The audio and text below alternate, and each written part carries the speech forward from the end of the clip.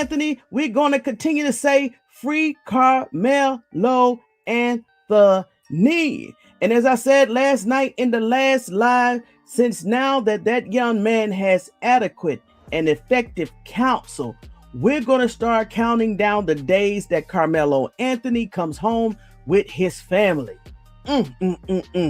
I have been hearing some good information regarding his legal team, what the next steps will be. And so, hey, they got the legal team. They're going to do what they need to do. Awesome team. So we're going to let them continue to do the work that they're already doing behind the scenes. And for what I'm hearing last night after this live and early morning today, that whole entire team is working pro bono. And since that is true, let's go ahead and continue to send praises up to that team. I'm pretty sure we already know that they're already going to receive spiritual compensation for what they're going to do for Karmelo Anthony. But I'm pretty sure, if not be, somebody else behind the scenes will come back and compensate them after the case or throughout the case. So as of right now, we're going to let that team do what they need to do. That is their job.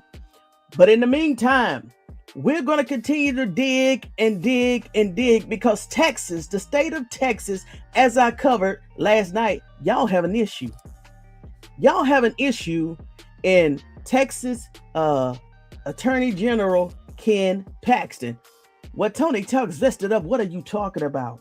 Well, do you know that this man is up for re-election this year? Texas. Do you know that Ken Paxton is up for re-election this year? Let me say it one more time. Do you know that Ken Paxton is up for a re-election this year in Texas? I got some information. And to the Texas Democrat website, meet Ken Paxton. Everything that we went over last night, it seemed like they summarized everything.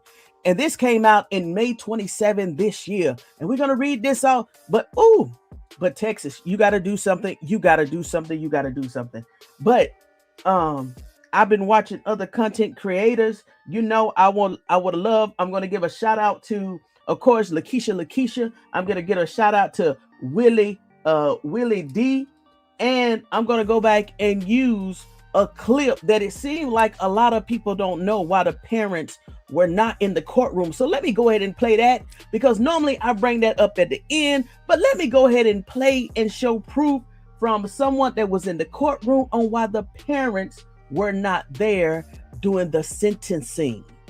Okay, because I really thought that everybody heard this and knew of this. I'm gonna come back to you. I'm gonna come back to this right here. I'm gonna come back to this. But everybody knows exactly why the parents were not in the courtroom. Hold on. And I got this information from Freezy. No Captivity with Freezy. I'm going to say last week before the video even came out. Let me go ahead and play this snippet. They got escorted out of the room by security and was not let back into the room. And at that time, they didn't know that the jury had came back and they was actually sentencing their son. Let me go ahead and find that piece right there. Here we go. Let me turn this down so everybody can hear this. I want to hear this. And this, I captured this off of No Captivity with Freezy on the 18th of June. Okay. Let me go ahead and turn this music down. And to the moderators, I locked down the chats. So in order for them to get in here, they had to subscribe. So if they get in here talking crazy tonight, just go ahead and kill it. All right, come to the stage. So there was a lady by the name of Nick Knack that was given an account of what happened during the time of sentencing. So, and then I think she's also going to discuss something else in the beginning of the video, but it's very short. So listen up. please, God, that's my best friend. The paramedics are saying, come on, Austin, stay with me. But Cortez said that they use it as a tool themselves to cut open seatbelts. So Officer Riley said the same thing. He said it was a tool, and he said it's not illegal for him to have it. And we need to start calling it a tool. Right. And I'm going to make sure I call it a tool. I was calling it a tool, but they was trying to make us believe that it was a knife in court, but it actually is a multi-tool. Multi-tool. That's actually what it is. Yeah. So everybody that's watching, let's stop calling this object a knife. Let's call it what it is. It's a multi-tool. So when people ask, well, why did he have a knife? He didn't have a knife. He had a multi-tool that's used for different purposes, which makes sense why a teenager would have that, right? You know, yes, exactly. That makes sense on how you can sharpen your cleats and everything, exactly like what Queen said. So shout out to you, SK. Also, let's see. Shout out to Nisi, $2. Nisi said, here we go. Was his parents in court for the sentencing? I was told no, but Nick, weren't you in there? For sentencing, I ended up, remember I left after the verdict because I couldn't take him crying. But I do know, so they were not in the room for sentencing, but it wasn't because they didn't want to be. So they were taken by security to another location, and they didn't know what was going on because we were all kind of waiting. So they didn't know that court had started back, and they weren't able to get in after it started, but they were taken by security. They were taken to another location by security. Mm-hmm. So they weren't there, but they weren't there because they didn't want to be. Thank you. And can I ask Nick next time? Can you? Because as soon as you came out, I was through. I know. Thank you, Queen. I love you so much. All right, for everyone that comes across this video and don't know why the parents was not in the room when Karmelo Anthony was sentenced, it's because they was taken out by security. And you just heard Nick Nack says they were not allowed back in when the verdict was being read. So if the security officer took them out, you mean to tell me it was even against the law for security to escort them back into the room? Hey, we've already went over this when I first started following this case.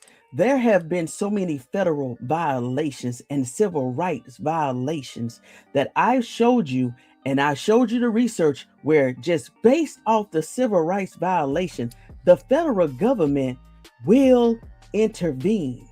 If not now, definitely after the appeal, okay? And if after the appeal, I hope this case is dismissed, mistrial. But let's say that it's not, and let's just say that it is. Karmelo Anthony team, they still can call the federal government, the Department of Justice, and report on all the times that Karmelo Anthony's civil rights were violated. These attorneys right here. And like I said, word has come out that they have taken this case as pro bono. And let me read something here. And they definitely gonna do over 40 hours. But I want to read this right here. There's something called the American Bar Association Model Rule 6.1. Remember that, 6.1. So even if you need any type of assistance in the future, right? It states that every lawyer should aspire to provide at least 50 hours of pro bono legal services per year. American Bar Association Model Rule 6.1, it says that every lawyer should aspire to provide at least 50 hours of pro bono legal service per year. Now we know in the Karmelo Anthony case, the lawyers, of course, they will put in their work, and it's definitely going to exceed 50 hours. Hey, they're going to take this from start to finish. And from what I'm hearing about these lawyers, I'm getting excited. That's why we're going to breathe. We're going to let them do their work, but we're not going to get off of Texas AG. I'm definitely not. And all of y'all content creators, keep pushing. Keep pushing. Tandis, go ahead and do what you need to do.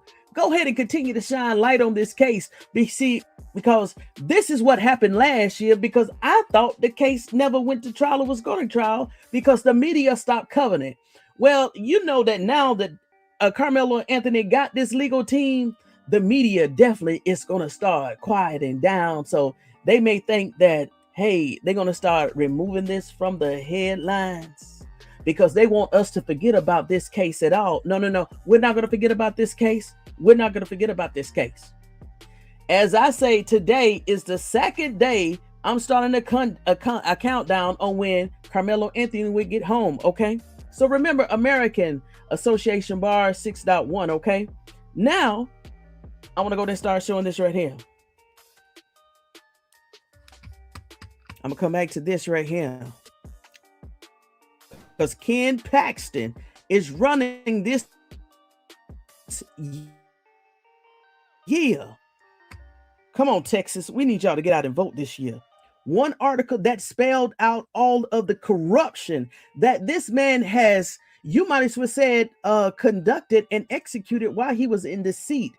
And Texas AG Ken Paxton has been in office since 2014 or 15. So that means he's been in office at least 11 or 12 years. It's time for Ken Paxton to get out of that chair.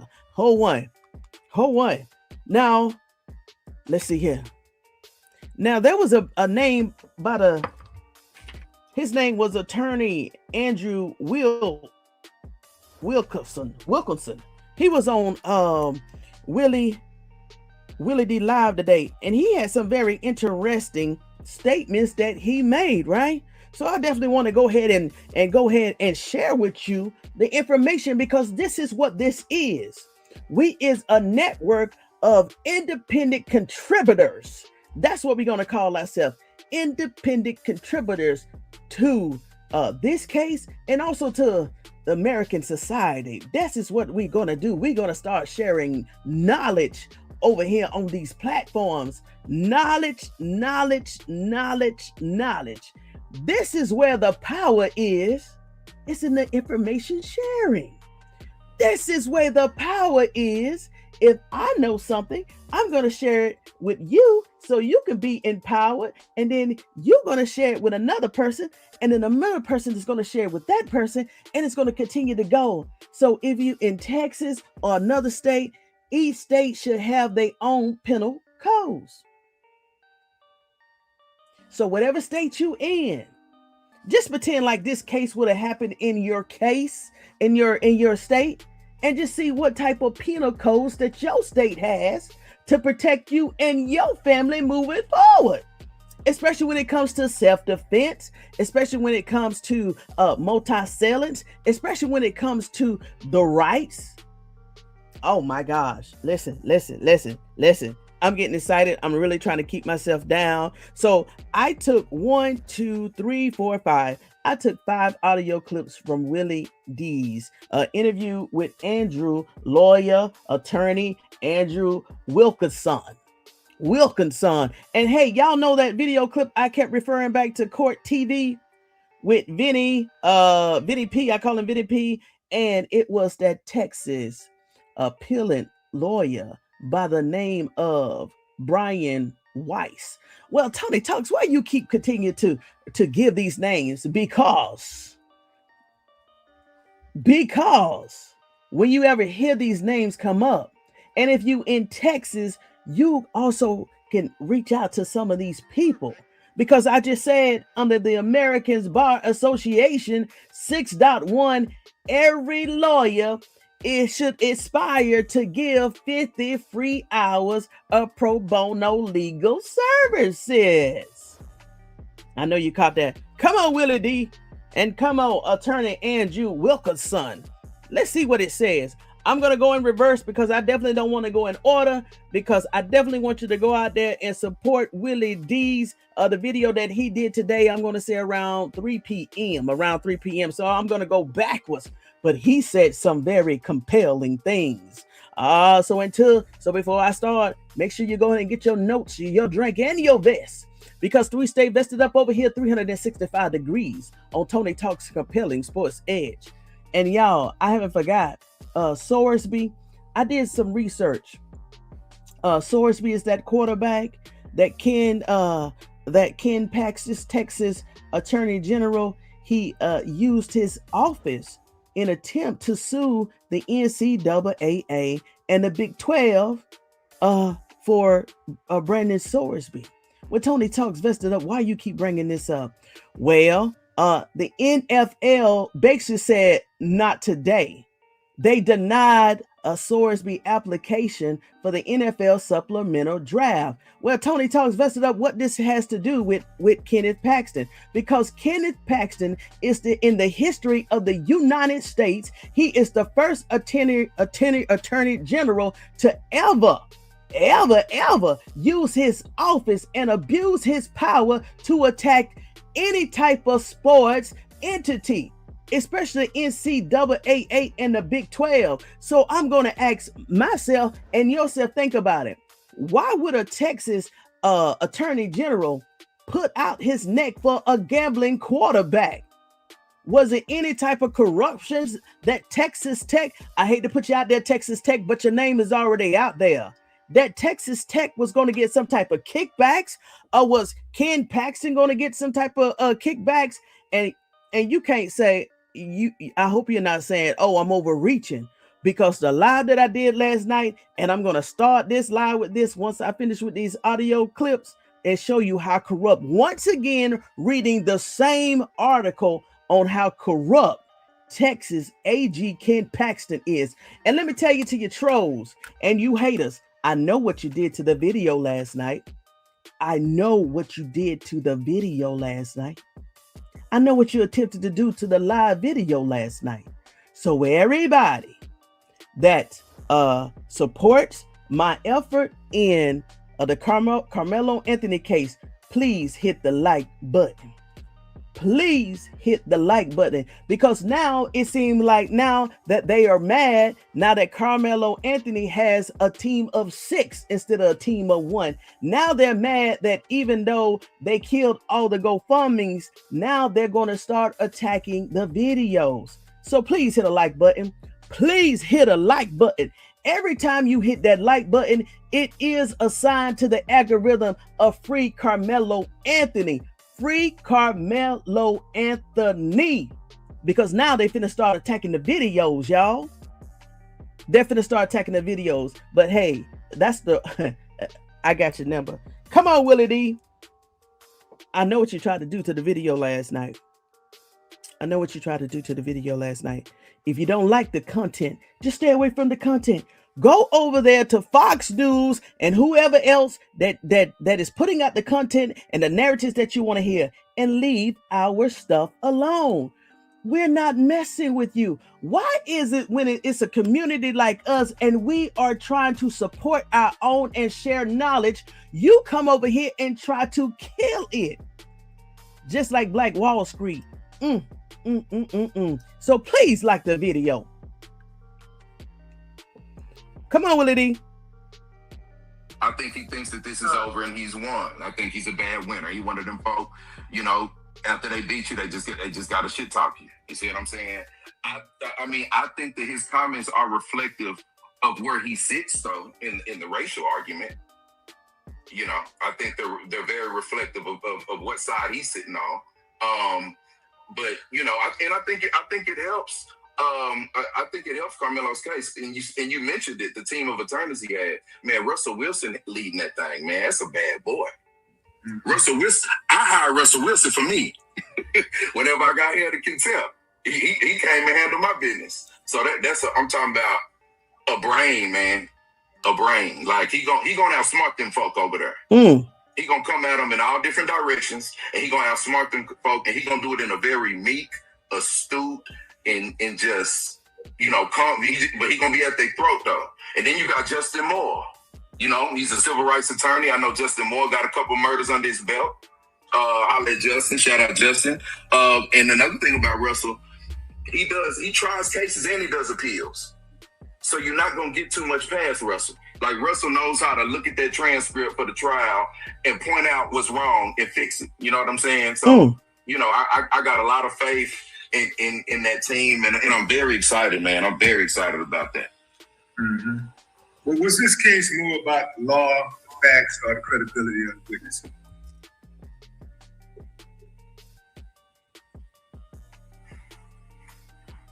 I think it was more about the law. Well, if the appeal, let's speak positively. When the appeal is granted, it'll be about the law. I think right now the case is about the facts. I think that's why they got the result that they got, because they leaned too heavily in the facts and they didn't use as much of the law to their advantage. And you know, you can't use the benefits of a self-defense claim without the defendant letting the jury inside his head. You just can't do that. It was almost like a pump fake or something, like a 3-day long pump fake. I mean, you set it up for him to testify and then he don't testify. And it's only two reasons. Either you didn't prep him or he was scared shitless. But proper preparation prevents piss poor performance. You see what I'm saying? So if you would, I think that's why they got the result that they got, because they leaned too heavily in the facts and they didn't use as much of the law to their advantage. And you know, you can't use the benefits of a self-defense claim without the defendant letting the jury inside his head, man. You just can't do that. It was almost like a pump fake or something, like a 3-day long pump fake. I mean, y'all, at the beginning of the video, so now I got some coffee in me and now I'm starting to warm up and heat up. WillieD had asked Attorney Andrew Wilkerson, hey, about the father, the interviews that the father have done. Shh, don't tell nobody. This attorney said that it's actually going to work in Karmelo Anthony defense, showing just by those interviews, showing the mindset and the aggression of Austin Metcalf. He basically said the daddy is talking too much. He basically saying that the daddy is hurting his own image and Austin's reputation by talking too much. But guess what? Even if he stopped talking, because I saw last night, I'm going to say a few hours after Karmelo Anthony team was announced, the father went on Fox News. And I got to go out and see exactly what he said in that interview. Okay. Now, but very interesting information. Good information. Now, let's go to the next one. I'm not going to hold you long tonight. Here we go. Don't do it. I'm going to shoot you. I'll blow you up. I've heard him say, I'll blow your mother head off if you do that. You do that. That's what happened. Was it Sandra Massey? Well, how do you say? Yep. And next thing you know, they saying the magic words. I was in imminent fear. Who says imminent fear? That's Coach. The regular person don't talk. Okay, so they're about to address the provocation. They said that Karmelo Anthony said when he said, hey, don't put your hands on me or find out. It was something to that nature, right? When he said, don't put your hands on me or you find out what had happened. Remember, they said that was Karmelo Anthony. It was provocation. This is an attorney now, attorney Andrew Wilkerson. He is talking, right? So let's hear what's his opinion and what he says, what that provocation of, if it was a warning. So this is the conversation. Like that. Somebody is coached. Right, exactly.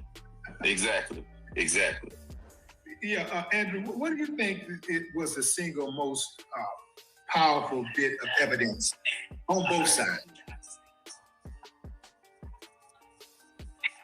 I think the fact that on the state, let's start with the state side.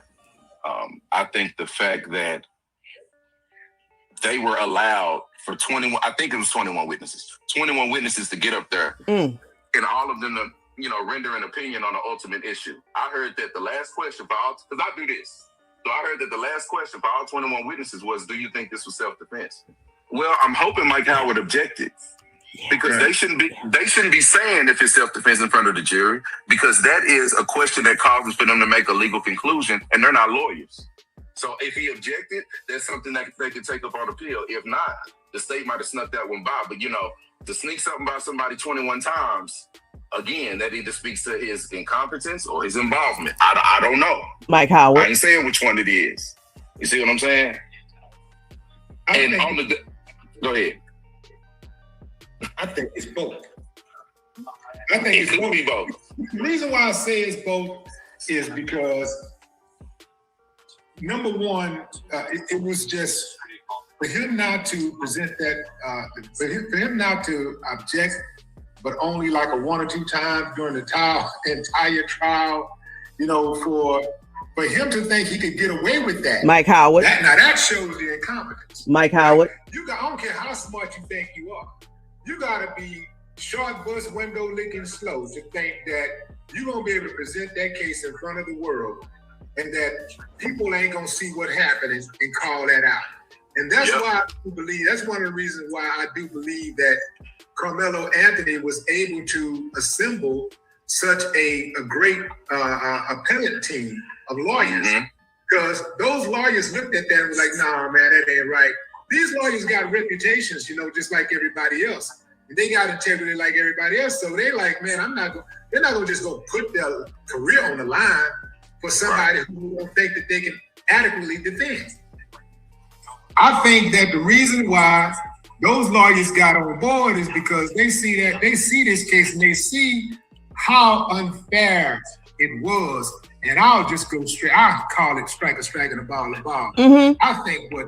I think what those lawyers did was absolutely criminal. They should be investigated. Also, those 21 witnesses need to be investigated because I'm sure that some of them perjured themselves. The Eddie guy, are you familiar with him? The guy that said he didn't know him, is that him? Yeah, the guy who's identified as Karmelo's friend, but Karmelo's girlfriend's cousin in some type of loose relationship as a cousin, right? This guy is the one who called Karmelo over to the tent and told him, invited him to sit down. And then when it went down, he allegedly recorded it. And when the trial happens, he gets on the stand and say, Karmelo wasn't invited. He don't even know who Karmelo was. And they got pictures of him with Karmelo. And he said he didn't even know who Karmelo was. This guy is very sketchy to me. This guy needs to be investigated. This Eddie guy is a primary example of how important it is to pick your friends carefully. I mean, look, I can tell you for certain that Collin County will coach the witnesses. 2 months prior to this, we got a not guilty out there in Collin County on the murder case. I think it's out of the 290-something court. But we got, 2 months prior to this. And what you have to do is, that's what I'm saying, Willie. I wasn't there. So I don't know the veracity or the tenacity of this man's cross-examination. I don't know if he was letting them slide on certain things or if he was going at their throat. But, the reason you don't let nobody go till you finish with them. I'm just saying, I ain't letting you go till I'm finished with you. I'm gonna have a detective up there all morning. If you gotta use the bathroom, you might well go out and use the bathroom. Come on back, because we gonna be here for a while until I cover all these questions I prepared. You see, so all you gotta do, if you prepared your cross-examinations for all 21 witnesses, you've seen what they said before. Them saying something different from what's in their statement, that ain't no excuse. Nope. Oh, that's a dream. Yep. Oh, I love for me to go till you finish with them on that stand. I ain't letting you go till I'm finished with you. I'm gonna have a detective up there all morning. Come on with it. If you gotta use the bathroom, you might well go out and use the bathroom. Come on back, because we gonna be here for a while until I cover all these questions I prepared. Come on. You see? So all you gotta do, if you prepared your cross-examinations for all 21 witnesses, you've seen what they said before, them saying something different from what's in their statement, that ain't no excuse. Oh, that's a dream. Oh, I love for me review all of your statements that you gave, and you come here and say some more shit. Please do that. I'm gonna rip you off the bone. So it's just really no excuse for it. And this perjury thing, man, in that murder trial, I told you that I won 2 months prior to that. Whoo! Listen. Hey, I hear what you said, Amber. Hey, thank you. I got your blessed, the chosen. Thank you. I'll check my email after the live. He's definitely from Dallas. He said I wasn't even there. I'm trying to tell you. Listen, now, one thing he did say about this perjury thing, right? He's going to end that piece of the audio clip saying, well, everybody committed perjury. Well, who you think is going to charge them with perjury? Well, it has to be the prosecutor, right? And he's going to go on and say, well, the prosecutor is not going to say that his own witnesses committed perjury on the stand. But guess who will bring up perjury charges? Because those same witnesses, the lawyers, the new dream team for Karmelo Anthony, they were going to take those witness statements, the testimonies, and guess what, y'all? And guess what? I heard this on another podcast, but I can't remember because I've been hearing so much information, but it was said about 2 or 3 days ago. Even though the media and recording devices was not allowed in the courtroom, there was an internal recording. I'm assuming that it says all courtrooms must record the actual proceedings. So guess what? Karmelo Anthony team will get a copy of the whole entire proceedings. That's on digits. That's on digits. And they're going to break that down. And did you hear what he said about Attorney Russell Wilson? He said he even hired Attorney Wilson for one of his cases. And he said he's going to break it down. He's going to be so astute and he's going to attack them from both sides. Go ahead, Russell Wilson. This is okay. Now I see why everybody's saying that he got a dream team along with Justin Moore. Oh, let me show you this right here. Let me show you this right here. I got to read that. I got to come back and read that. This right here, this man is on his dream team. I think it was Lakeisha Keisha when I was at work. I had a tuned in the background. I wanted to hear what was going on. Was it today or yesterday? But Sean Daredia, civil rights and criminal defense trial lawyer with over 100 jury trials. Now let me go back to the next screen. Let me go back to the screen and I hope I can read this right here. Ooh. Collins County. Hold on, I got 2 more and they're very small. Let me go and play this before I read who is on Karmelo Anthony dream team. Okay, come on. You know, they took it as a threat. They said that was a threat. They said that goes towards intention. Premeditated is what some people use. The word that some people use. Hold on. Okay, so now they're finna discuss if when Karmelo Anthony said touch me and find out, or touch me, don't touch me and find out, you know what we say in the community, you better not touch me, right? A lot of people said that was provocation, right? But no, in our community, that's just a warning, please, don't touch me. So here's what the lawyer is about to say about that, okay? You think that if let's say he did say that, does that create a premeditation argument? No.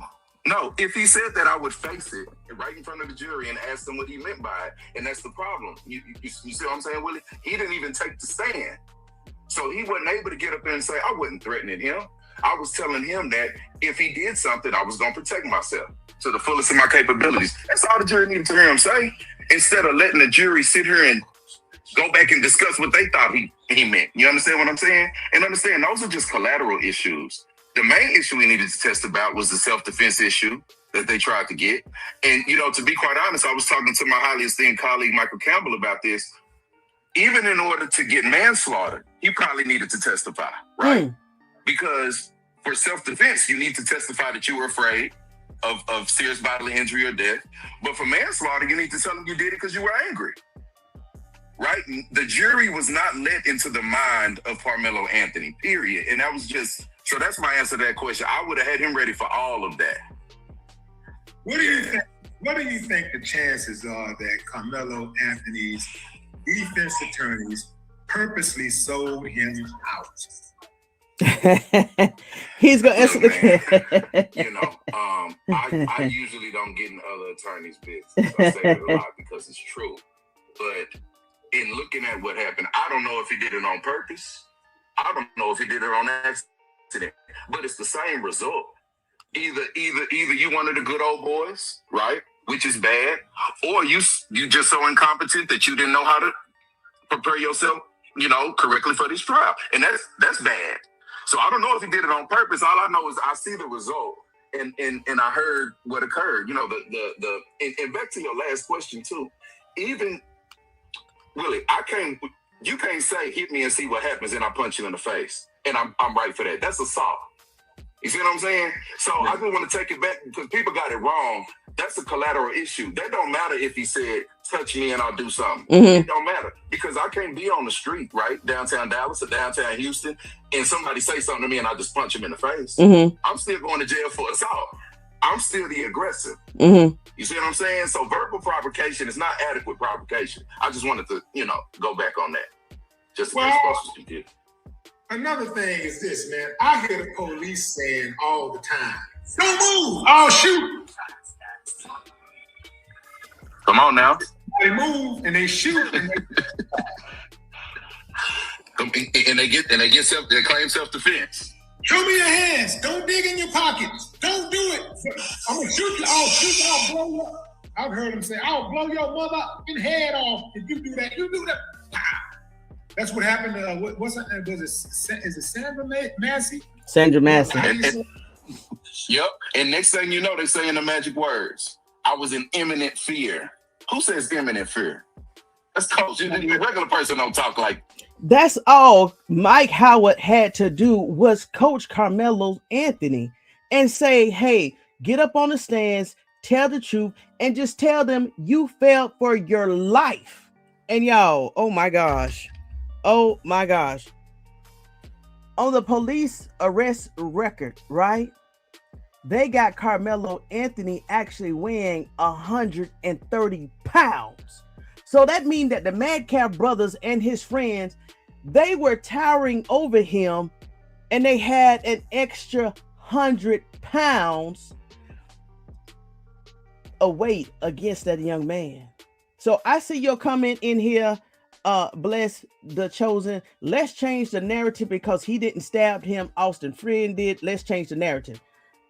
I got you. A lot of people's talking about that. But see, this is the lie. We got to continue to talk about the lie because this is part of the transcript in the court. So trust me, that crystal clear, whenever his attorneys get access to that crystal clear video, it's going to show everything.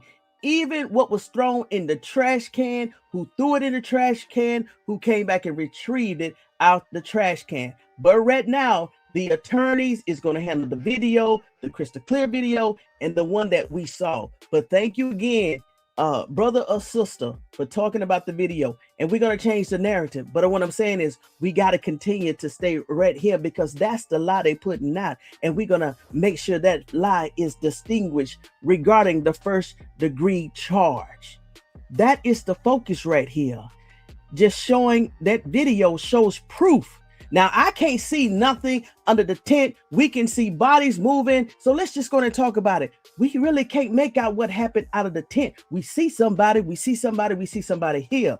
But the focus and the intent of while the video is a smoking gun is because it shows that Karmelo Anthony should have never been charged with first degree murder.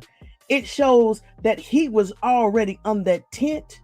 He didn't come in and attack them. It shows that all the witnesses that got on the stands lied because all of them said that Karmelo Anthony came up in the tent and started all of that mayhem.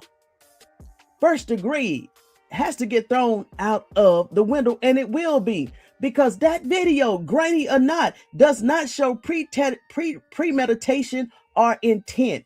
They confronted Karmelo Anthony. Even though we can't see under that tent, It shows that they confronted Karmelo Anthony and he was already there. But thank you. I will check my emails tonight. I promise you. I promise you.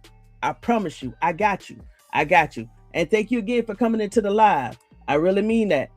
The lawyer was very thorough and I learned a lot listening to the conversation. Yes. Unlike the personal injury. Listen, I don't even like him.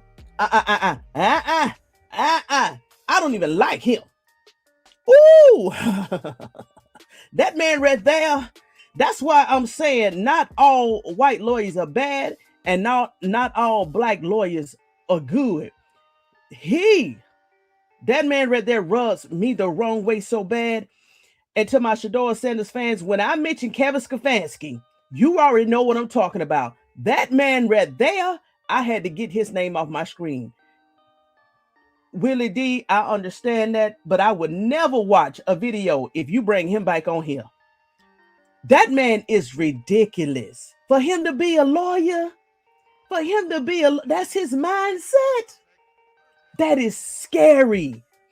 That is scary for him to be a lawyer. And now thank you for saying he wasn't even a criminal defense. You don't need everybody's input. Just because they got the title of a lawyer, you don't need to invite them on your platform, because we see just like Mike Howard, they got some other confused lawyers out here. Oh, this is scary to have some lawyers that will sit up there and don't object to nothing, not even a video you can't see, no witnesses, answering questions like they're experts. You had 17 years old and under saying that they was able to distinguish between murder and self-defense, and everybody saying murder, and you don't object to nothing. These lawyers are scary. That's why I said in the beginning of this series, make sure you vet these lawyers. Don't let them take your money and run. These lawyers are scary. Oh my gosh. Ooh. Okay, I got one more clip. Ooh. I tell people I don't make it to the punishment phase often. I don't. I'm not bragging about that. Oh, so let me go back. So y'all remember what in that clip that I show? I love showing that clip and talking about that clip from Court TV with attorney Brian Wise. So let me go back and play this part because I want this part to go in order. You remember at the end, he said he gave up 3 reasons why the appeal process is actually going to go well. He said the first one was regarding the Bassline challenge, or the Bassline claim that the 3 black educators was struck down, but the white one was able to go onto the jury. He called that one out. And then he talked about the ineffective assistance of counsel. He said that was the most egregious one. But when he talked about that part of that video, remember he said, and for you and for everybody, right? Make sure, I guess when you're vetting the lawyer, this is how you need to do it. When you're vetting the lawyer, and let's say you are defendant and there's a possible punishment or a possibility of being found guilty, because we share knowledge over here, right? Ask your lawyer about the punishment phase. What is his step in starting and completing the punishment phase? When Tony Talks Vested Up, what you talking about? Well, on Court TV, lawyer Brian Wise had said that Mike Howard, it sounds like to him, Mike Howard didn't even prepare Karmelo Anthony for the punishment phase. So he continued to give us the information. So he said the lawyer, Mike Howard, and any defendant where the verdict could be found guilty, you have to have a list of witnesses on that, I guess on a list that's going to come in and speak on your behalf, right? So he said, attorney Brian Wise said he would have had a smorgasbord of people that was going to come in and speak on Karmelo Anthony's behalf, such as the mother of the young boy that Karmelo Anthony saved. Did y'all know that Karmelo Anthony had saved somebody's son a while ago? And so Attorney Andrew Wilkerson is going to say he talked to the mothers of the boy, and the mother say that Mike Howard didn't even subpoena her to come to court to speak on the behalf of Karmelo Anthony. So let me go back to this. So it's actually 2 clips. And then, okay, hey, Bless, I got it. I just see the notification. I got it, okay? I got it. I may go ahead and pull it up here after I go through these slides. So, but I do have it. You send it at 10:04. I got you. Got it. Confirming. 35 years, who otherwise is an exemplary citizen. He doesn't get it. He is a model kid at home. He's an honor roll student. He's not a troublemaker. People like him. And on top of that, the bonus is that he actually saved somebody's life before. If he don't qualify for the low end, I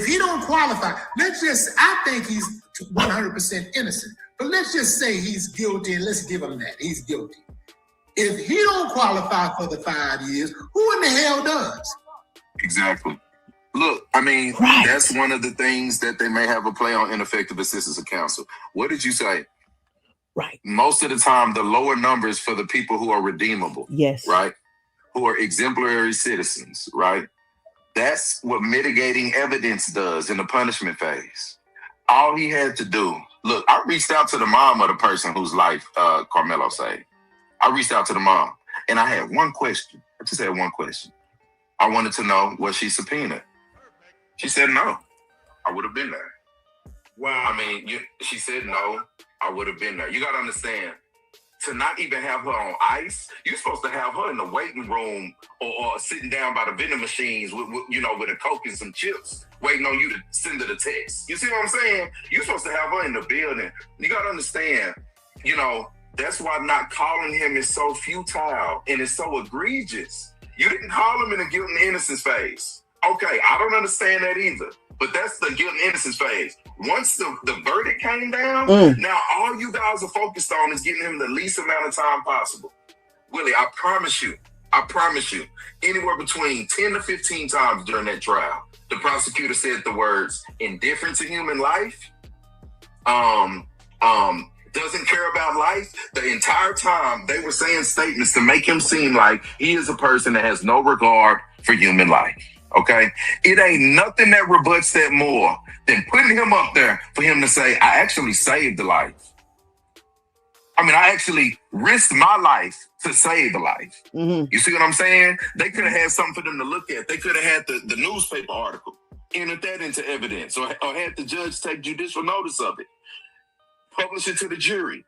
And while I got Karmelo on the stand telling them about the decision he made to make sure somebody else, continued to breathe, I got the jury looking at the evidence, looking at the paper, passing it to the next jury, looking at the paper, reading the article. You see, so they can see that this man, quite frankly, he does have a regard for human life. And he doesn't have a reckless disregard for human. I mean, so they can see that this man, quite frankly, he does have a regard for human life. And he doesn't have a reckless disregard for human. I mean, so to not even put your bid in on that, to not even call, I mean, it's one thing not to call her, to not even subpoena her says she wasn't part of your preparation. Jesus. It says she just wasn't on the list. I mean, and he doesn't have a reckless disregard for human. I mean, so to not even put your bid in on that, to not even call, I mean, it's one thing not to call her, to not even subpoena her says she wasn't part of your preparation. It says she just wasn't on the list. I mean, it might be 50 different witnesses, and I put a dash and I put their role in the case. You see what I'm saying? And if he knew that was her role, that she felt good enough to not only go on social media, but to get in the newspaper article and give him praise for saving her son's life, she wouldn't have no problem doing that on the stand. He called Karmelo's mom. Two questions. Okay, that ain't no fault to Karmelo's mom. I'm sure she did the best she could up there. But not letting him explain. And another thing, you said that it was heat of passion or whatever. Okay. People don't know. Once a guilty verdict for a murder comes out, you get a second bite at the apple to get sudden passion. Right?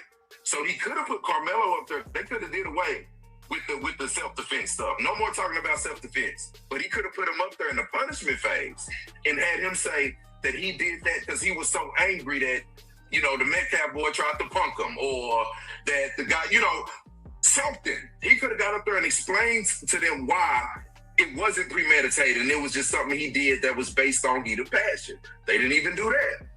So, I mean, it's just, I don't know, man. I'm with you. You know, somebody diving in a pool to save somebody else, man, that's a certain type of person. Oh, wow. You see what I'm saying? And the jury deserved to know that. So Karmelo Anthony saved another kid from drowning, and Mike Howard didn't even call the mother of that young man.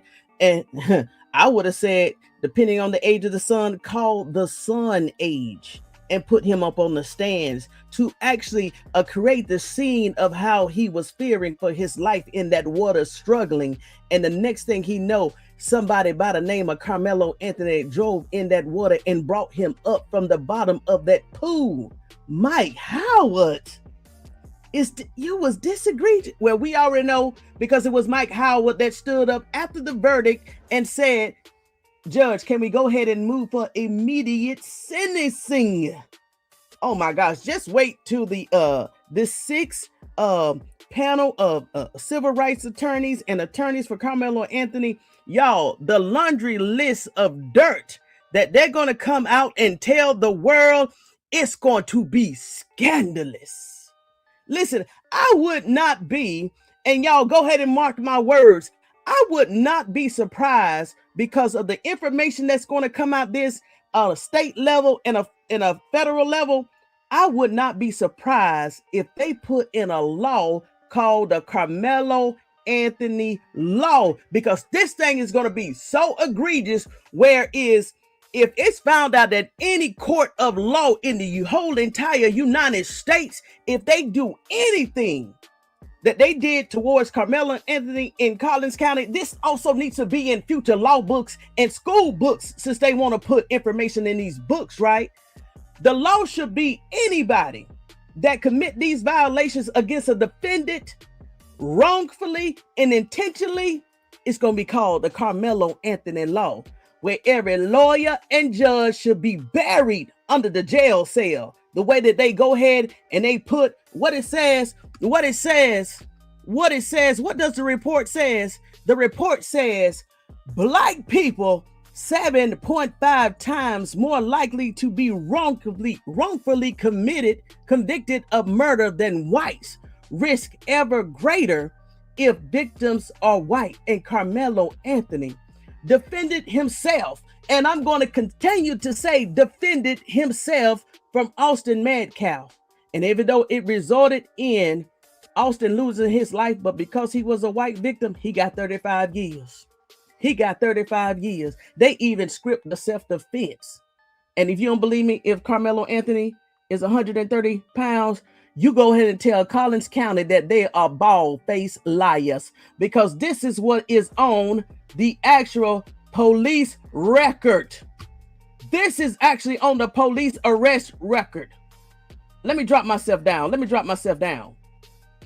Now, you tell me what it says. It says that Karmelo Anthony, come on, let me blow this up here. Page one. It says Karmelo Anthony Karmelo sincere address redacted, Frisco, Texas. Social security number redacted, date of birth redacted, race black, age 17, sex male, height 5'9", weight 130. So if this weight is wrong, go ahead and you have an issue with Officer Cortez Eguado, which is the arresting officer. Arresting officer number 2, Rika Allison, badge number 3806. Arresting officer, once again, Cortez Eguado, badge number 3472. So if you have an issue with his weight, go ahead and contact, let's see, arrest record at the top, Frisco Police Department, 7200 Stone Brook Parkway, Frisco, Texas. That means the Metcalf brothers, their bodies was an extra 100 pounds, towering over Karmelo Anthony. And they said, hold on. Let me see if I can blow this picture up, y'all. Hold on. I may have to change the screen. Let's go ahead and look at his face before they doctored it. Let me see here. Hold on. Let me see what they... Hold on, y'all. Let me go and share my screen, even though it is blurred. Hold on. Matter of fact, let me go and share my screen right now.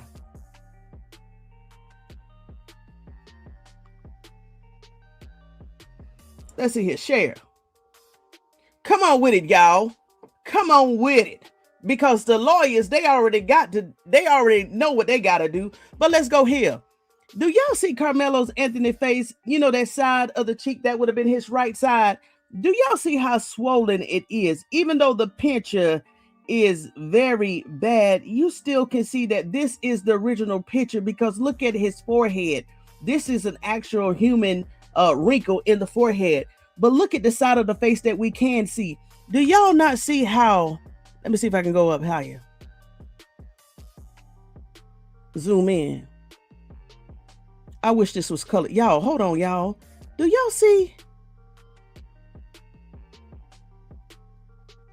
Y'all, look at this area right here. Y'all, even that, and look at the top of his lip. Even it seemed like the top of his lip is swollen. So I think even that blue picture that we've been seeing was doctored. His face looked more beaten and bruised. And it also looked like it's something across his nose, like a cut. But y'all go ahead and take a picture of this. And y'all go ahead. Y'all see his height and his weight. Go ahead and take a picture of this. Go ahead. Hey, this is the actual, hold on. Let me go ahead and show. This is the arrest number 2500826. Incident number 25038891. Hey, this is public information, right? Keep going. Keep going.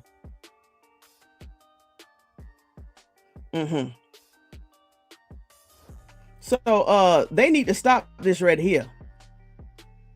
Let's see, section, first degree felony murder.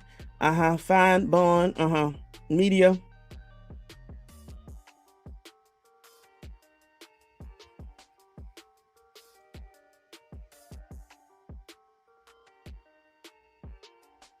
Touch me and see what happens.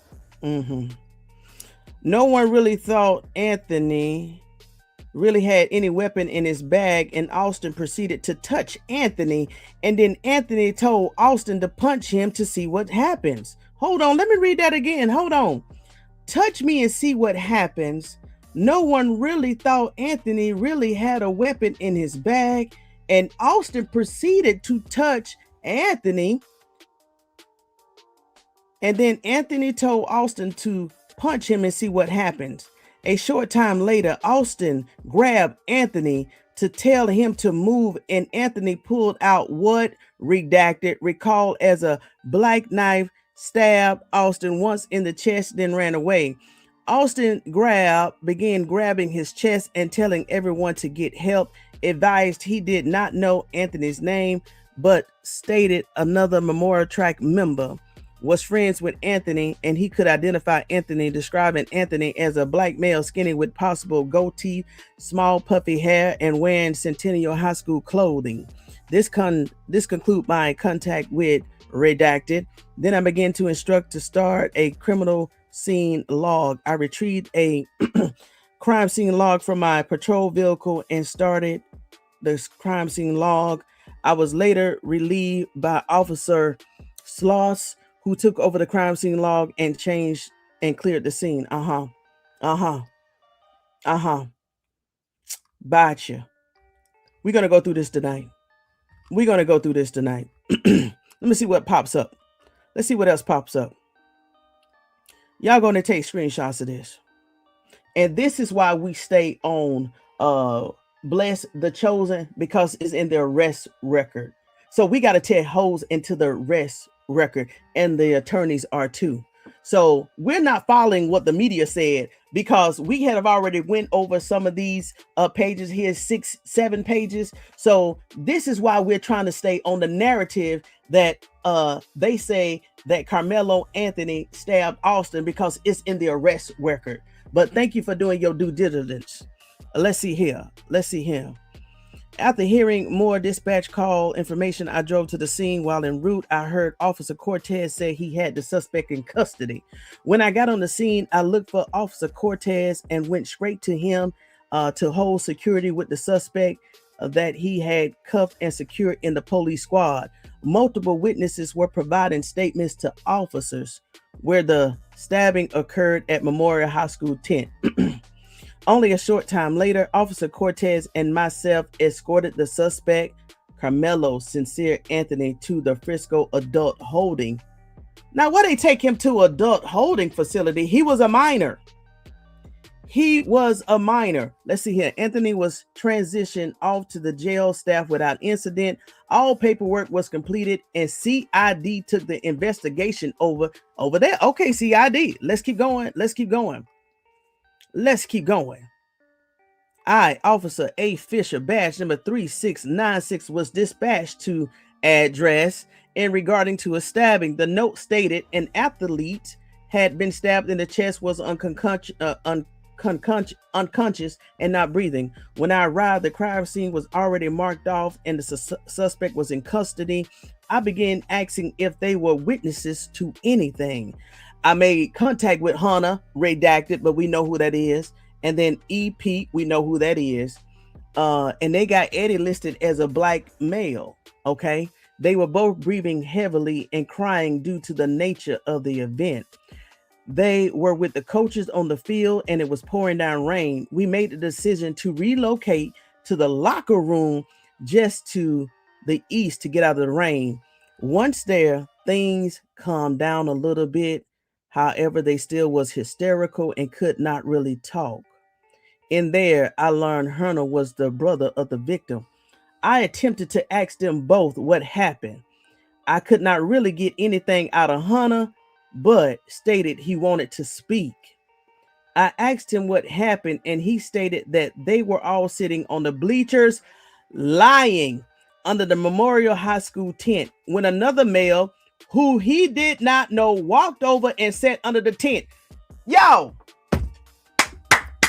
do you see how they lied in the arrest record? Take a picture of this.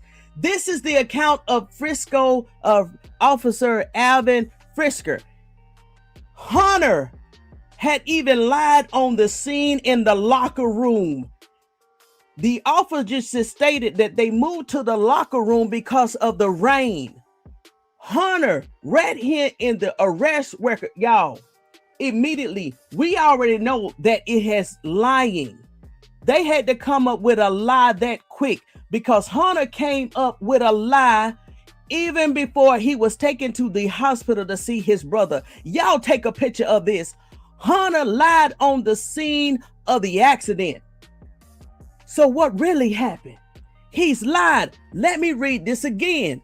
They were with the coaches on the field and it was pouring down rain. When we made the decision to relocate to a locker room just to the east to get out of the rain. Once in there, things calmed down a little bit. However, they still was hysterical and couldn't really talk. In there, I learned Hunter was the brother of the victim. I attempted to ask them both what happened. I really couldn't get anything out of Hunter, but he stated he wanted to talk. I asked him what happened, and he stated that they were sitting on the bleachers under Memorial High School tent when another male, who he didn't know, which is a lie, walked over and sat under the tent, which is another lie. Then he said, Austin, hold on. Here we go. Then he said, Austin, the victim, told the male since he did not go to Memorial, he had to leave the tent. Austin and the male went back and forth, and then Austin stood up, hold on, and pushed the male. This is what Hunter said in the arrest record. So we know he was lying, but he also was telling the truth, y'all. Make sure you get a screenshot of this. He went back and forth, and then Austin stood up and pushed the male to get him out of the tent. Redacted. He said during the time of the arguing, the male was reaching around in the bag that he had, which is a lie, It was at this time the male took out the knife and stabbed Austin and left the scene. This was all remember when he talked to me. Something else. After this, then I stood by with 3 athletic witnesses until CID arrived and interviewed them. I was then relieved by SRO and went back to the patrol. Nothing more. Hold on, I missed what I was about to say. So let me go back to the top because it was something else I caught. When I arrived, the crime scene was already marked off and a suspect was in custody. I began asking people if they were witness to anything. I made contact with Hunter. We already know who that is. And then EP, black male. They were both breathing heavy and crying due to the nature of events. They were with coaches on the field and it was pouring down rain. Then we made a decision to relocate to the locker room just east to get out of the rain. Once their things come down a little bit, however, they still was hysterical and couldn't not really talk. In there, I learned Hunter was the brother of the victim. I attempted to ask them both what happened. I really couldn't get nothing out of Hunter. Stated he wanted to talk. I asked him what happened. He stated that they were sitting on the bleachers under the Memorial High School tent when another man who he didn't know walked over and sat under the tent. That was the sentence I forgot. Do y'all see these lies? Because of that grainy video. Do y'all see these lies? This is the arrest record. So first he lied about that they were already under the tent, that Karmelo Anthony walked under the tent and sat down. Y'all, they changing places. In the arrest record, they changed places. And then said Austin told the male that since he didn't belong to Memorial, he had to leave the tent. Now, this part is probably true. Then Austin and the male went back and forth. I can see that. And then Austin stood up and pushed the male to get out of the tent. This is Hunter recounting the truth part of what happened under the tent. He said that Austin pushed Karmelo to get him out of the tent. Bam. Now this is another lie. He said that during the time of the arguing, the male was reaching around in the bag. Y'all already know why I said this a lie, because we already read page 6 and 7. There's a different officer that goes to retrieve the only Centennial High School book bag, and he said that he threw it down to Sergeant Otis. I think he just threw it down, not knowing it was Karmelo Anthony book bag, and nothing came out of there. So it was already zipped up. So I'm going to ask myself and to the viewers and investors, do you think Karmelo Anthony, he reached in his bag, took out what he needed to take out when he had multiple people around him, or let's just say Austin, and he took the time to zip up the book bag before they start scuffling? No, the answer is no. Let's keep going. Let's keep going. Let's keep going.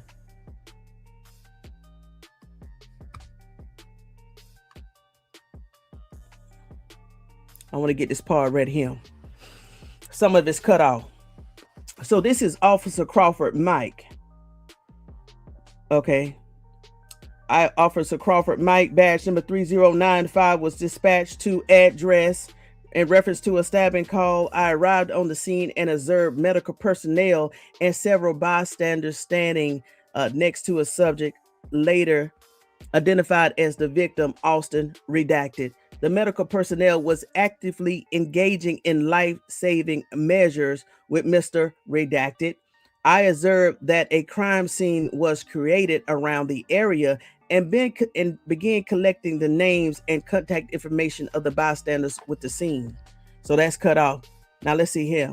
So I don't know. This is page 6. I took notes during the time which was scanned to the report and booked as evidence. I turned it into the crime scene log to be scanned to the report. At the conclusion of the call, I took off my camera to convert the mode and it went off. At that point, I learned that the camera had failed to activate. Due to it being on convert mode, I did not see the indicator light. So at the top of the camera. Let's keep going. Questions. Let's see here. That's a small one. Let's go to Officer Craig Thomas. Oh, this is the one with the list of all of the students redacted, which is fine. But let's see what they said. Let's see what's in here. Officer T. Craig, badge number 35117. I immediately respond to the scene. Upon arrival, I first made contact with Officer Cortez, who was standing next to the marked police vehicle. Officer Cortez advised me he had detained a suspect and he was in the patrol vehicle. I then responded to the victim scene that was in the north bleachers. As I walked up, I noticed Frisco Fire Department personnel was attempting to provide life-saving measures to a subject later identified as Memorial High School, Austin, redacted. As other officers worked on the scene, I was asked to respond to the stadium medical locker room area and keep the following Memorial High School students and witness separate. Okay, good. Until detectives could speak with them. And then they list all of the witnesses. While with them, I was told, here we go, to everybody that didn't believe that the cell phone was confiscated at the scene. While with them, I was told that their cell phones, here we go. Let me slow down. While with them, I was told to take their cell phones from them and later turn them over to Sergeant Bassline. After being relieved, I was asked to make contact with all of the Frisco ISD athletes that had been placed on the school buses. Y'all, this is where all the witnesses was coming up with their they false accounts of what happened. They had to get their story right? Below is a list of students who identified themselves as witnesses to the stabbing. And here we go. Lebanon Trail High School girls track, Liberty High School boys track, Liberty girls high school track, Memorial High School boys track, Frisco High School boys track. All right, hold on.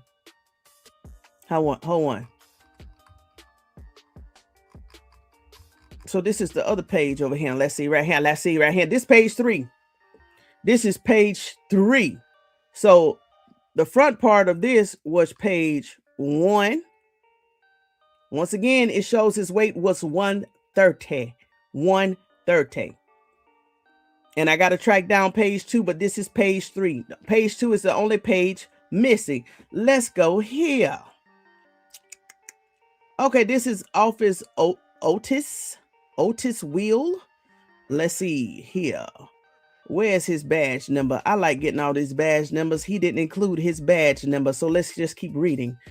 Frisco Police Department Emergency Communications was receiving an emergency call regarding an athlete that was stabbed. The original unknown assailant was a black male wearing a gray hoodie with blue sweatpants and also had a goatee with short hair.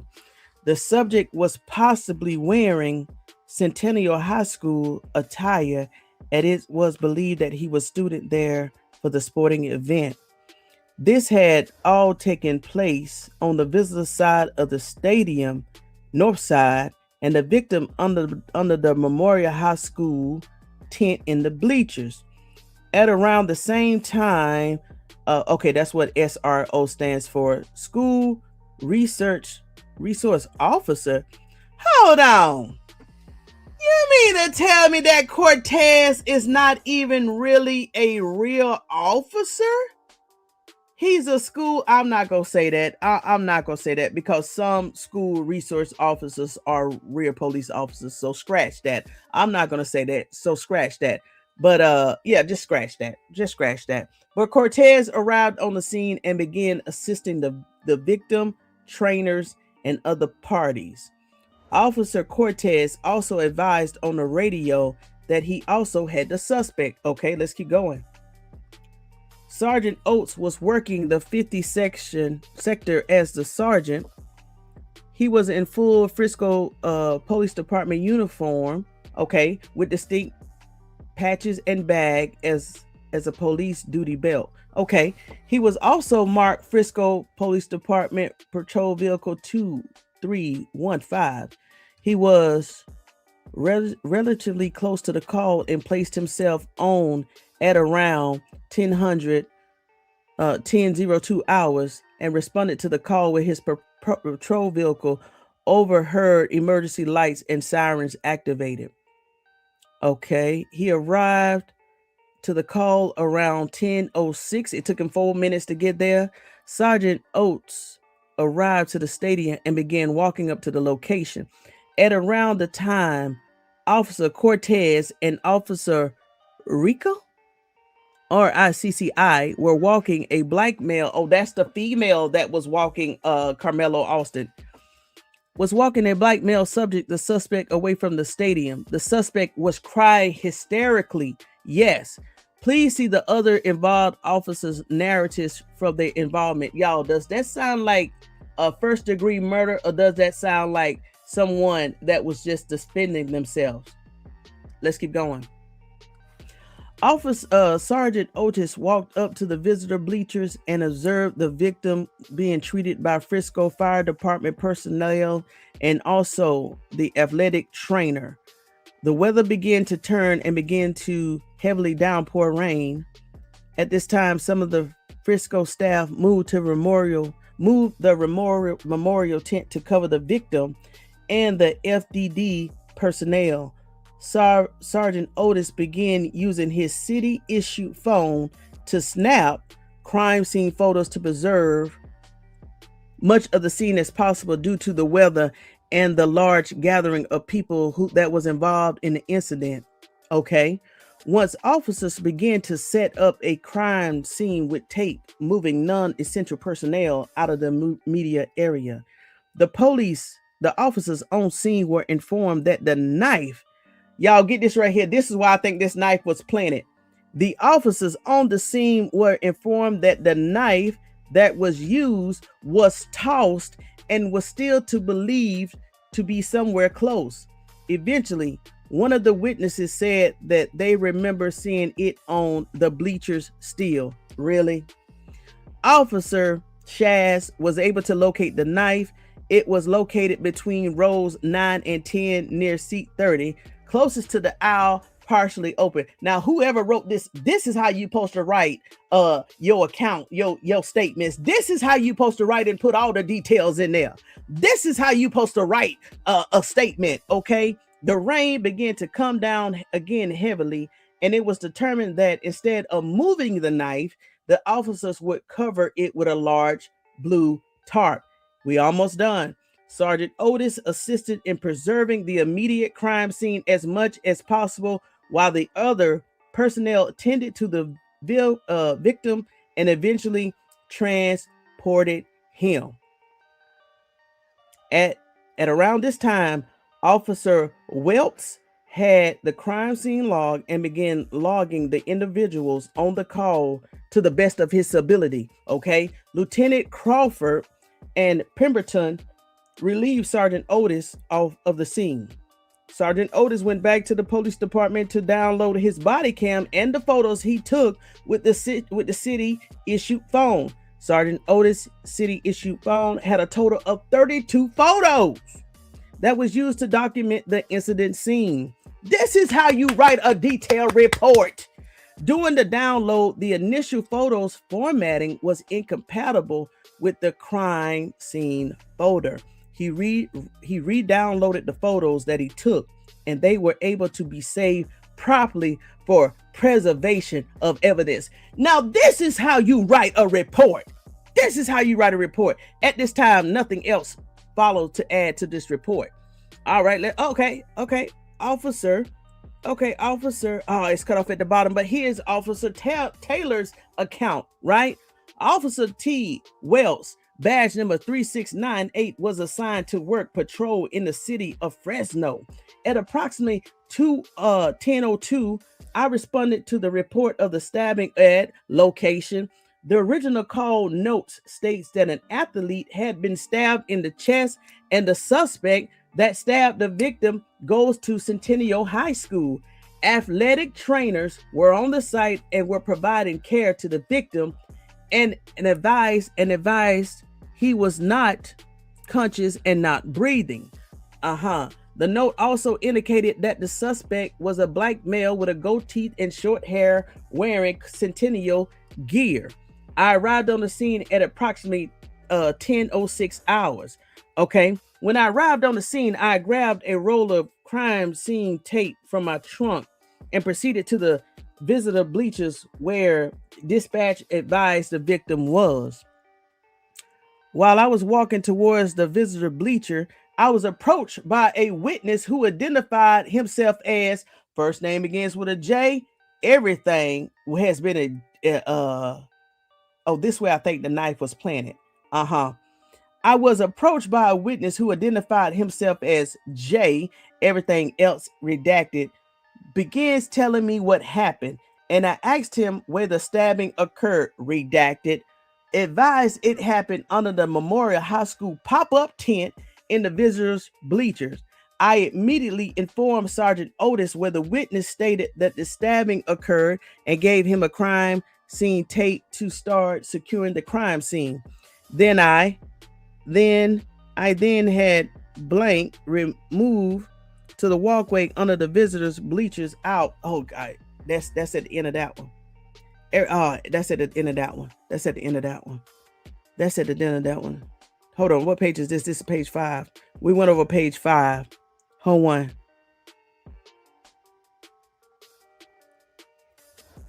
Here we go.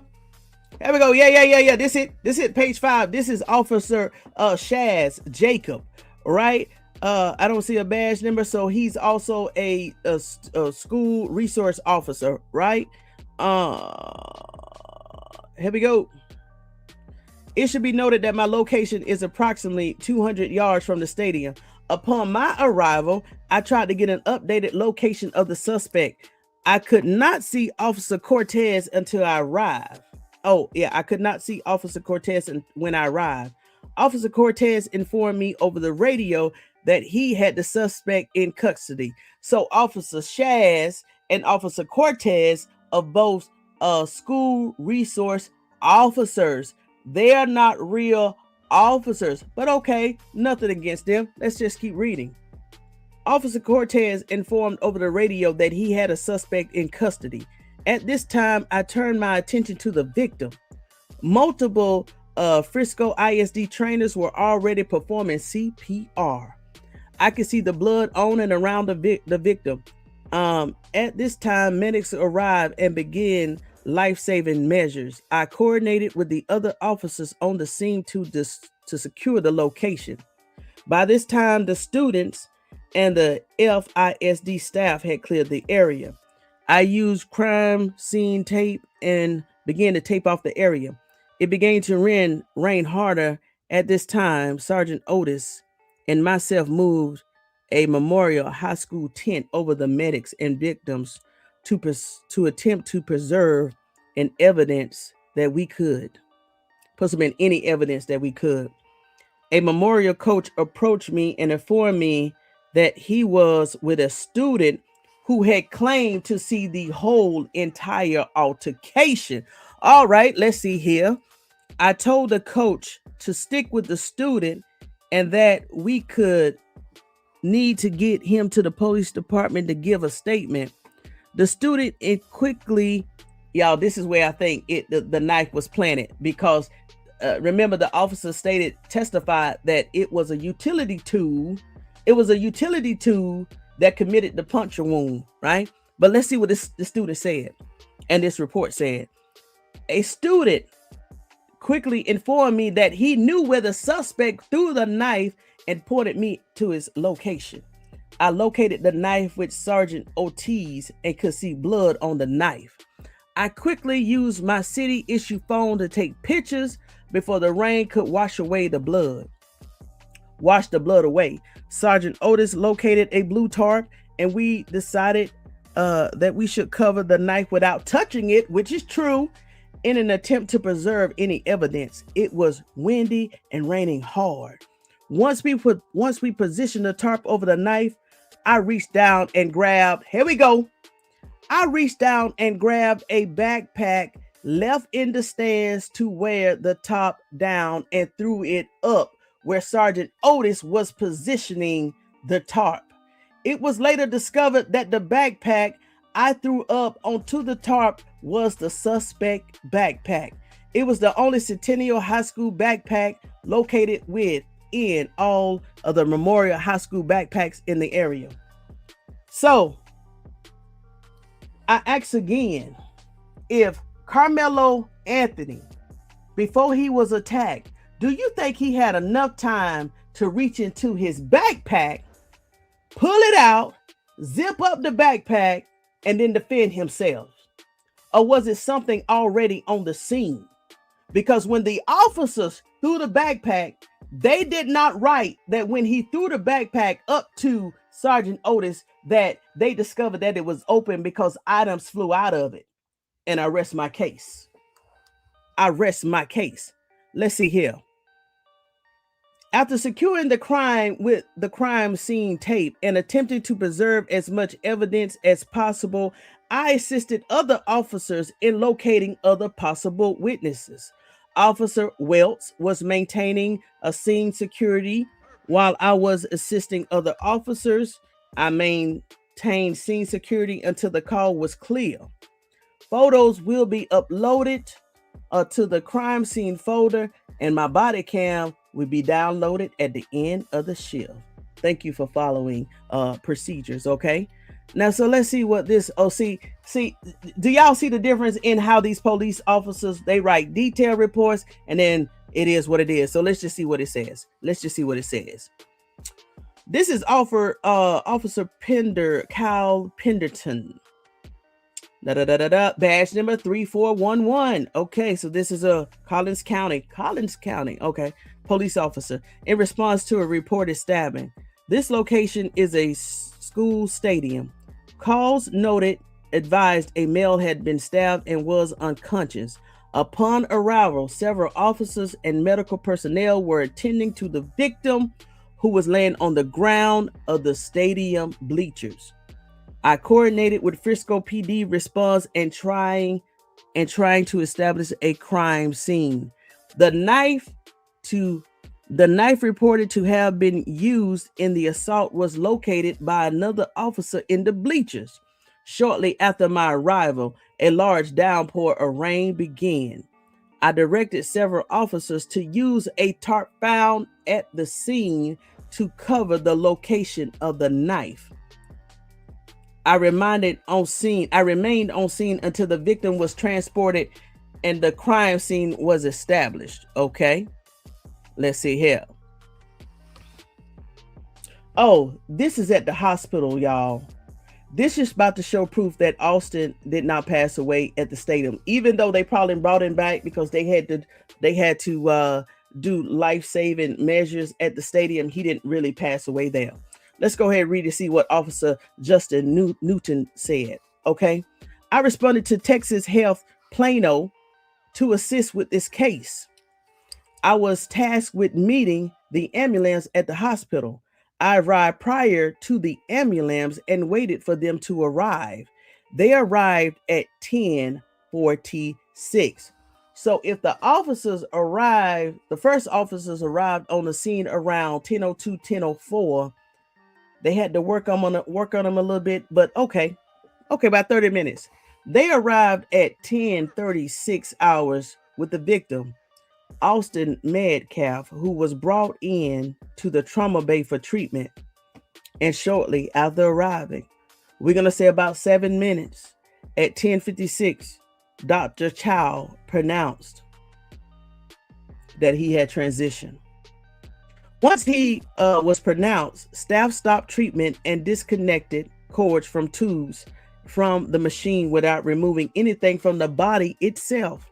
While on the scene, I took possessions of clothing worn by Austin and maintained possession of the items until CSI Dillard took them from me. While on the scene, Officer Landon requested assistance in lifting the sheets. I'm gonna leave that off of here for sensitive reasons. I then placed the sheets back when completed. I then stood up in the room for security while Officer Landon, Officer Hernandez, and CSI Dillard took additional photos. At one point, they rolled and removed shorts from Austin, which was bagged and stayed in my custody until CSI took them. At 24 hours, family was allowed into the scene to view. I was informed by staff and officers that they would be allowed to touch head and feet, which they did.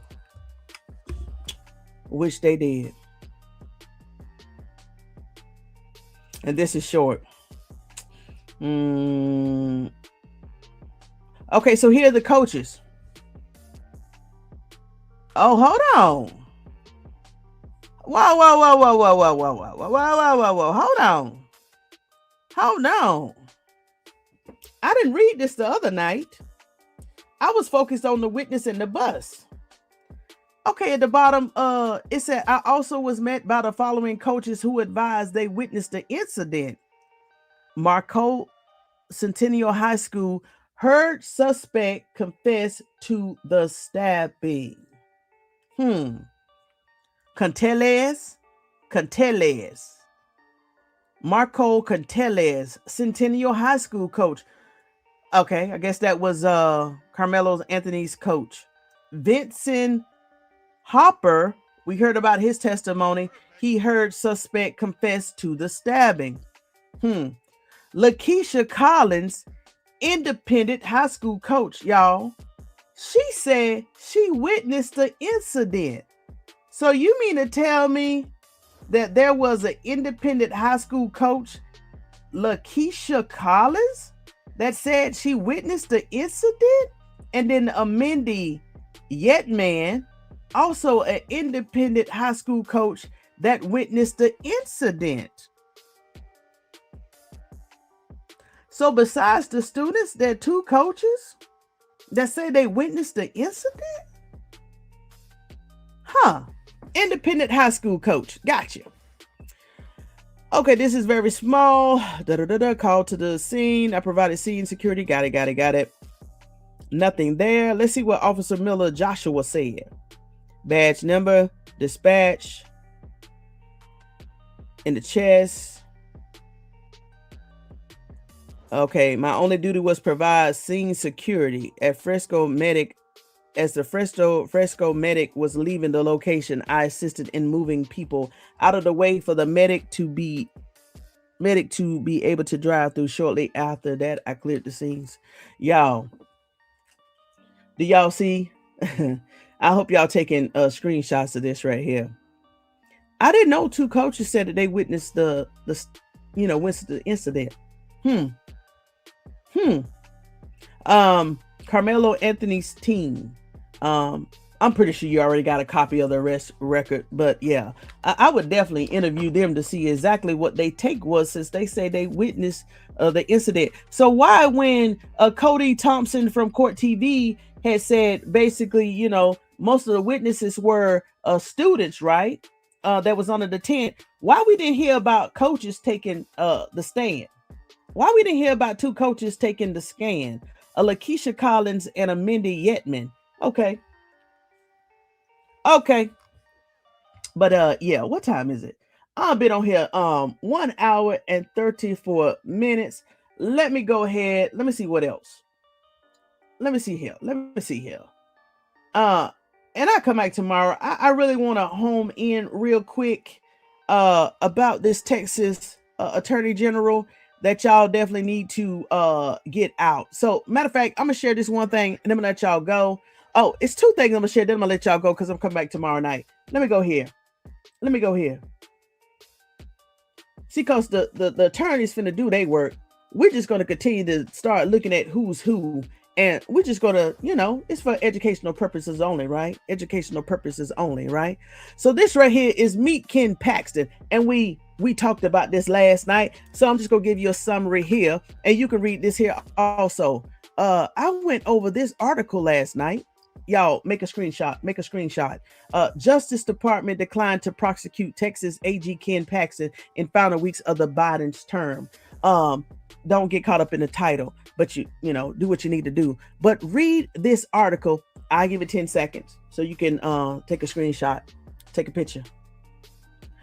Go down and read the article because that was the intent tonight, to read this article again, to see and tell you and show you how corrupt Ken Paxton was regarding his businesses. And for those that believe that the Texas AG Ken Paxton is not that corrupt, and that he and getting involved in the Karmelo Anthony case would be beneath him, and that he wouldn't suppress any evidence or seal any evidence, y'all got another thing coming. Once y'all read what this man, he was almost arrested by the Department of Defense, the FBI, and the federal investors of Texas.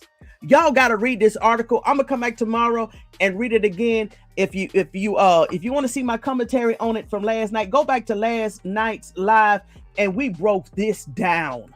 But this man here is scandalous. But I'm gonna read this tomorrow night. So come back tomorrow night and we're gonna break it down. Now let's go ahead and meet Texas Ken Paxton. And y'all, let me go and give you this. Go ahead and give you this cliff note. This man is so bad that very strong conservatives in his office turned him over to the FBI because of what he was doing in his position as Texas Attorney General. Let's go ahead and read. It's not that long. Meet Ken Paxton, May 27. And please, if you've gotten this far, go ahead and click the button, because I know what the haters are going to do after this live. YouTube and the algorithm stopped pushing the videos because of what they did. Please hit the like button so this information can get out to everybody in Texas about, if they don't go out and vote in November, this man may keep his job. But let's read. You see the date on this? It is May 27th. Not even 30 days ago. As the general election of Texas Senate race kicks off, voters across Texas will spend the next 6 months learning more about Ken Paxton, full record, corruption, self-enrichment, and make life harder for Texans. Paxton is emerging from a bruising primary damage by nearly $100 million in ads against him from his own party. This man is so bad that the Republicans in Texas has been trying to warn people against Ken Paxton. You see it. And if you don't believe the Democrats, like I said, go back to that first article that I showed you. It was strong conservatives that reported the man to the FBI. Let's keep going. Now, even so, Republican voters in Texas say they would be so embarrassed to see Paxton elected senator, right? The worst kind of corrupt politician, educational purposes only. Ken Paxton's record as Attorney General can be defined by one word: corruption. Paxton is the first Texas Attorney General to face impeachment. That is true. This man was almost in handcuffs walking out of his building. But somebody from high up in the Biden's administration,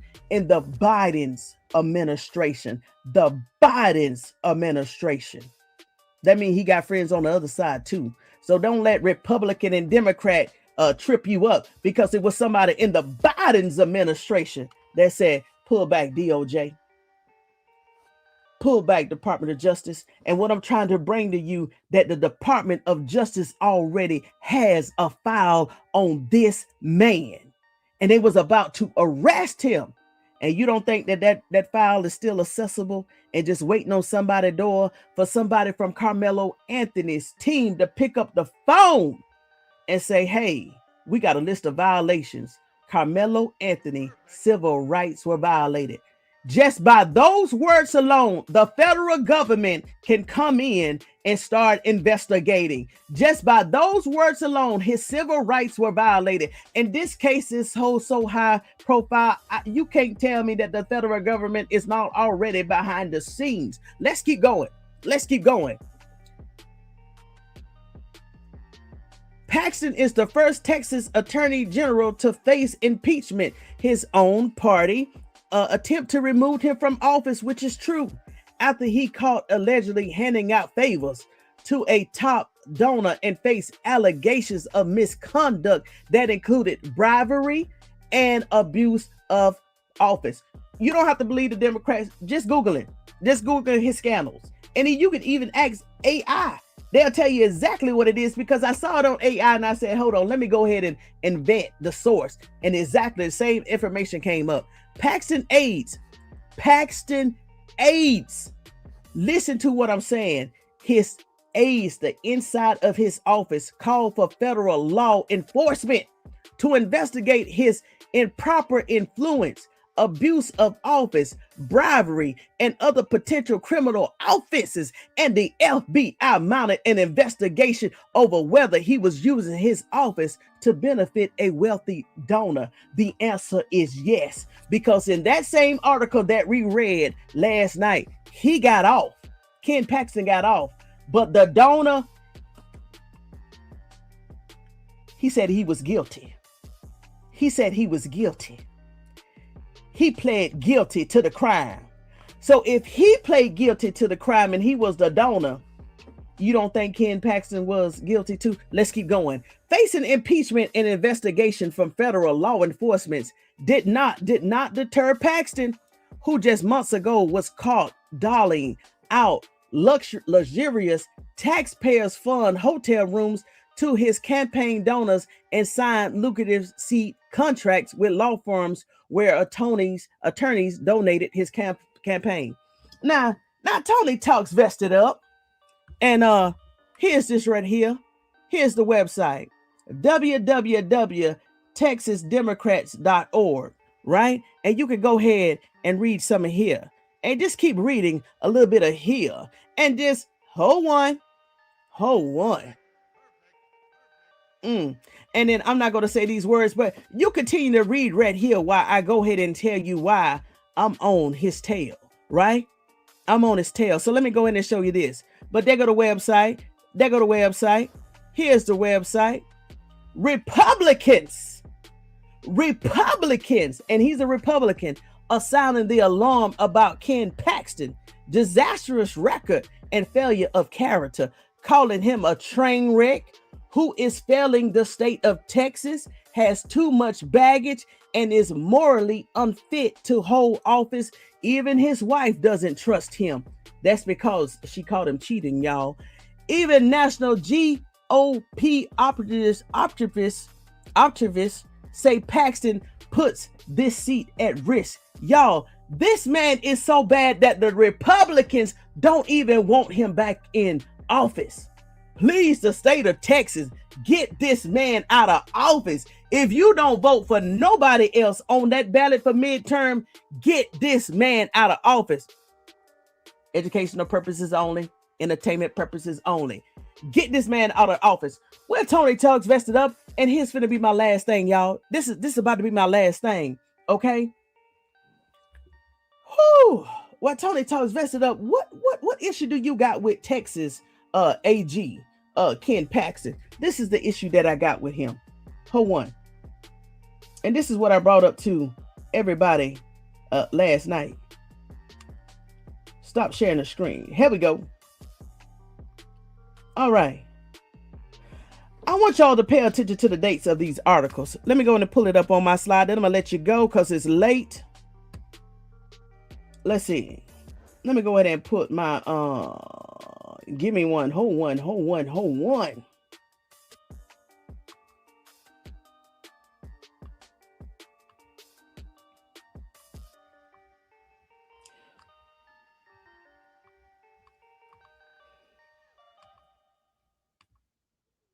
Now, this is the issue that I have with Texas Attorney General Ken Paxton as a concerned U.S. citizen.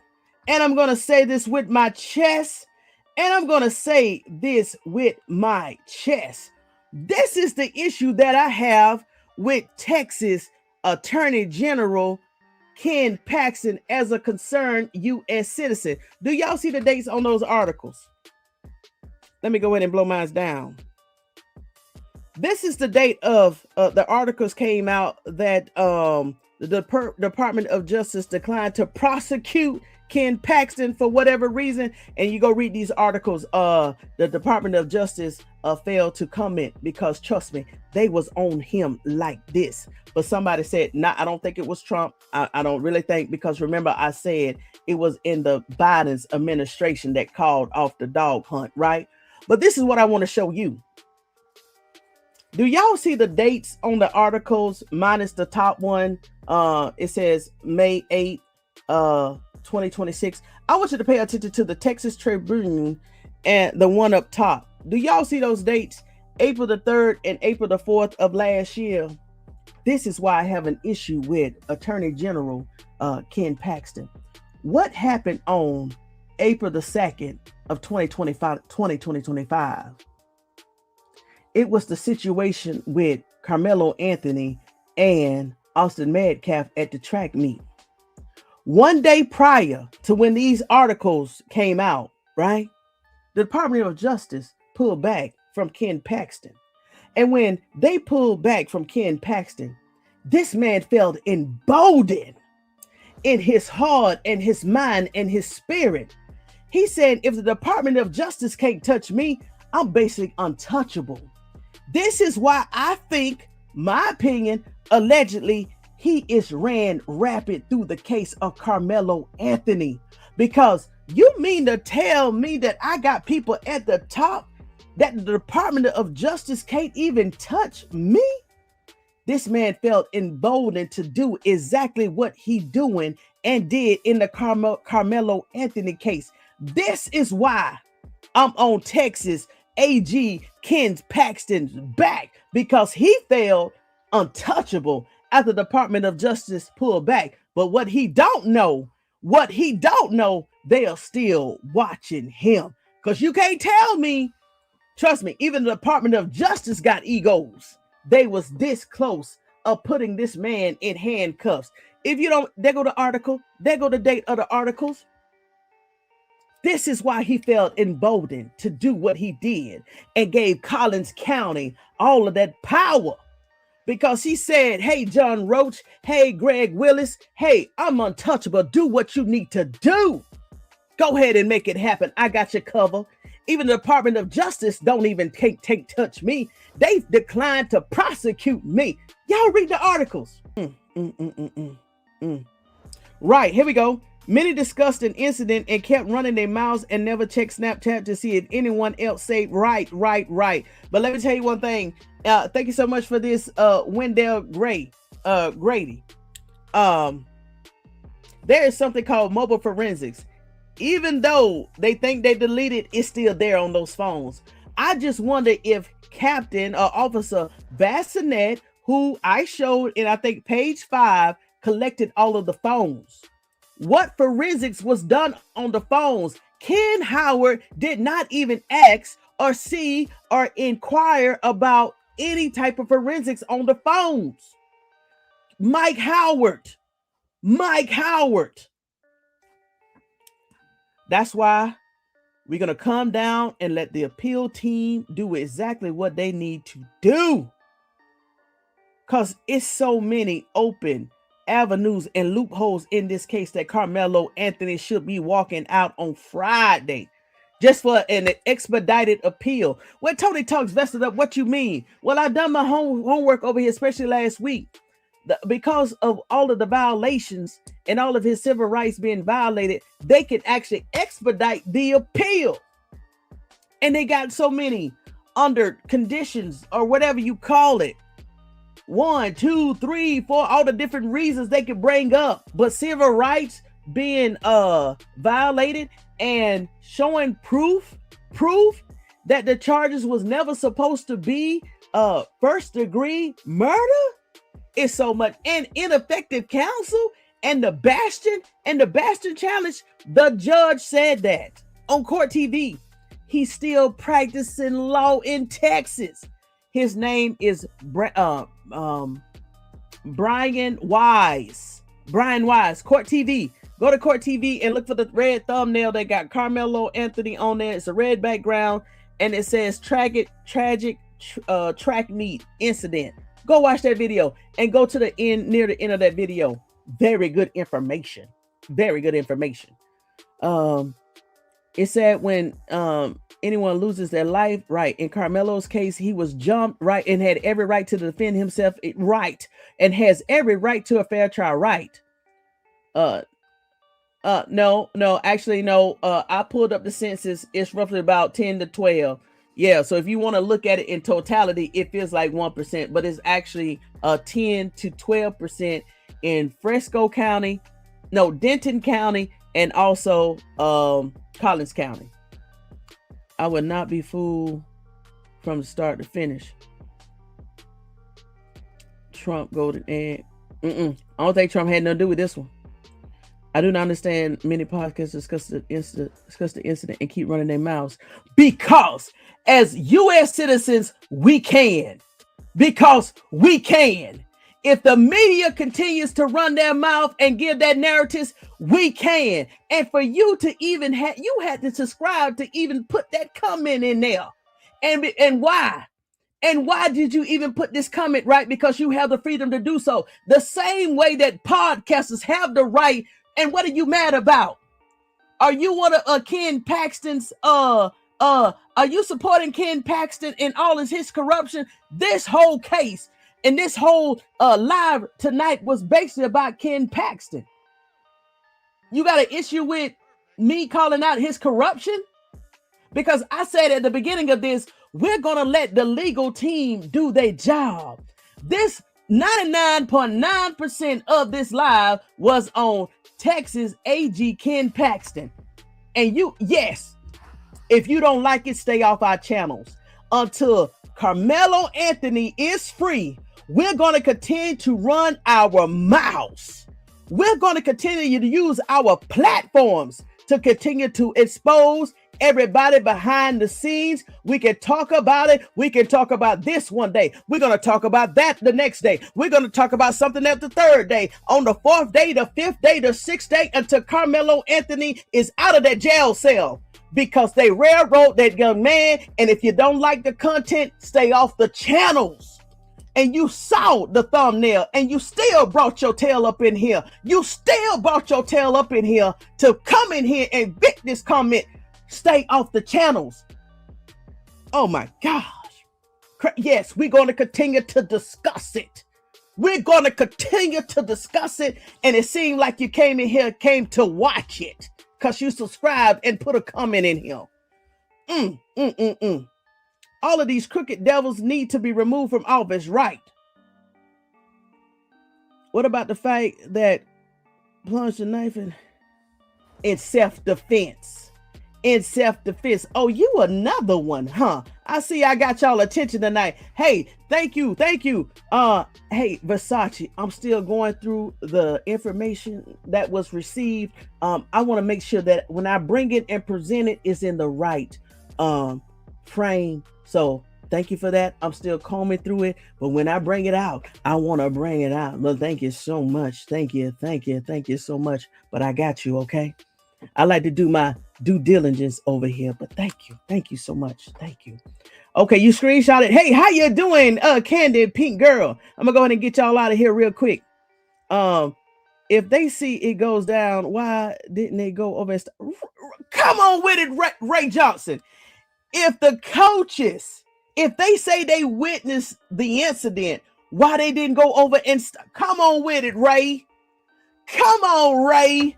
Why didn't the two coaches from Independent High School go over there and stop the incident? Come on, Ray. Come on, Ray. Come on, Ray. Come on, Ray. Hey, beautiful. Hey, thank you so much to you too, Thompson. Thank you. Thank you, Thompson. Thank you. What did they throw in the dustbin and why it was covered up? You know what? I'm not even sure. But guess what? They Karmelo Anthony got a team of 6, and they got resumes that is going to have and already have Collins County and the AG shaking. So let them do their job, and I think we're going to get all of that answered one day. But right now, let them do their job, because guess what? They're going to have their own media forensics experts. They're going to go ahead and have their own media forensics expert. They're going to go ahead and have their whole entire team to do everything.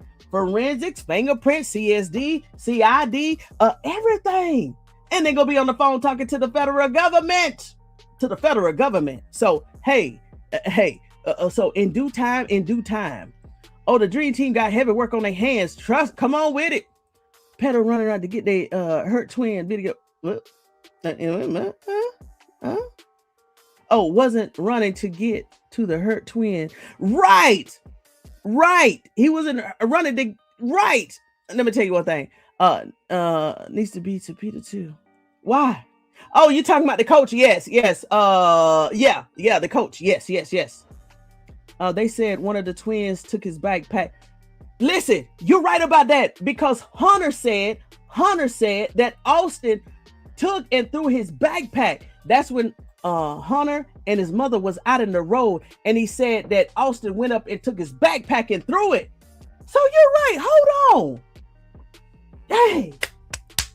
So why did the witness in the arrest record say that they saw whoever witness was said they saw Karmelo Anthony go in there and reach in his bag, when one, as you said, Hunter said Austin threw his backpack? We are community strong over here. Yes, they said one of the twins took the backpack, which is Austin. So how did he pull a knife from the backpack and no one sees it? Come on with it. Or how did he pull a knife from the bag that would, come on, Mark. Come on. Somebody said on another channel, took him allegedly in the truck to the hospital. Didn't anyone hear that?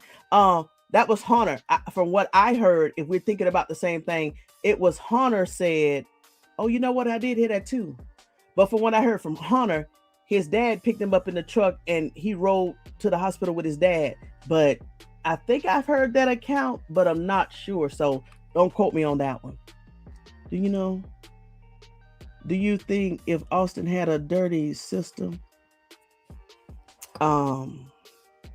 Ray and viewers, investors, last night, there was someone in the comments, and I'm not going to call their name, but it seemed like they actually had got a whole other autopsy details. And to the viewer investor that did that, thank you so much. Based off the information that was put in the chats last night, hold on. Of course, I have not confirmed this, but the information that was in the chat last night, it seemed to be valid. I'm not going to call out the user's name, but hold on. I want to give you the exact how it was written in the chats. I had to send it to somebody just in case. So last night it was shared, allegedly, right? Allegedly. Molly was found in the blood of the deceased at toxic amounts laced with there's a whole lot of other words, MDMA, but it's a whole lot of words, all of these type of chemical scientific type of ingredients, right? Compounds. Oh, here we go. Also, said person put in the chat last night, time of death, right? Cause of death, drug overdose primary. Blood loss via stab wounds is secondary. And then it talks about the methamphetamine. Let's keep going. Allegedly, entertainment purposes only, right? But whoever caught that live last night, you know exactly what I'm talking about. Whoo! So the answer to me, yes. Based off the information that was given to me, yes. And then also, now with the new appeal attorney and team, it's going to come out exactly of what he passed away from. They will not be able to hide this information. They won't be able to hide this information. Oh my gosh. They are giving limelight to the father. Right. Yes. Let him have it. Let him continue to talk. Let him continue to talk, because the lawyer said he's just talking too much anyway. Let him talk. They could have saved his right, but they came too late. You're right. Metcalf left his unresponsible.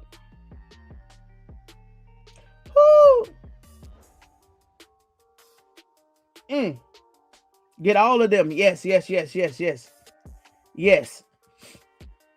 You can see the guilt of America corrupt system jumping. What do you mean? What doesn't matter? Because all the information that I gave tonight is because of the Texas AG. It definitely matters. Why do you think Collins County was, if you're talking about this, why do you think Collins County felt so easy in doing what they're doing? They felt like they had cover from the AG. Listen, are you for Karmelo Anthony, or are you not Karmelo Anthony? Because if you're not for Karmelo Anthony, I'm not going to watch or consider nothing that you send me. What side of the fence are you on? Because now the appeal team is going to do their jobs. And listen, I'm just trying to expose who Texas has in office and who Collins County felt like they had the protection of. Stand up. That's right. Stand up for KA. Yes. The Collins County didn't do a video investigation. Right. Don't worry about it. Karmelo's dream team is on it. Yes. It was two, I think, multiple. Hey. Because when Karmelo Anthony jumped out of that tent, it was definitely some more struggles going on. And Austin, Karmelo went up and went out. And it was when he was running, that's when Austin and somebody else came tumbling down the other side. We saw the whole entire members under the tent just scatter. Listen, something else happened under that tent. If you poke someone with an ice pick, there would be not be no blood, because that's how my uncle got killed. Sorry about that.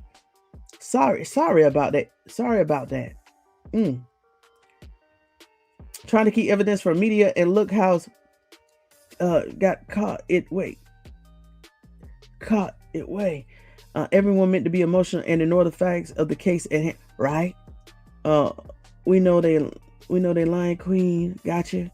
I never heard about Karmelo's dick. Right. They didn't talk about no blood. They ain't talking about no fingerprints. They ain't mention nobody blood, fingerprints, no nothing, hair, fire. Listen, matter of fact, hold on. In forensics, and I know y'all seen this on CSI, when everything that you touch, there is a transfer. Listen to what I'm about to put down. There is a transfer.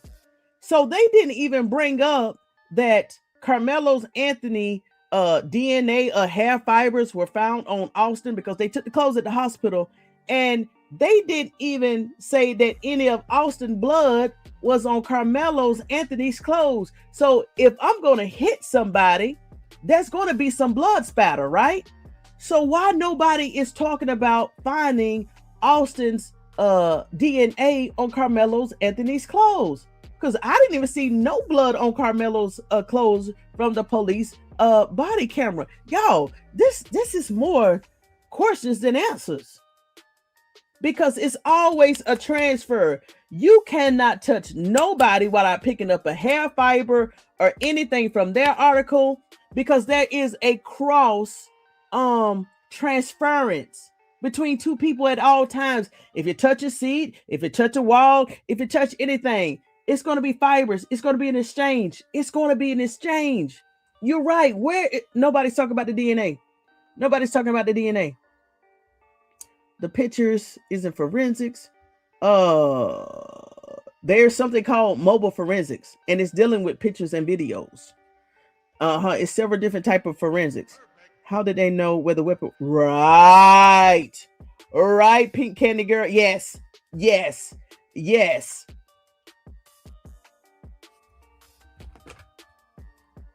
Hold on.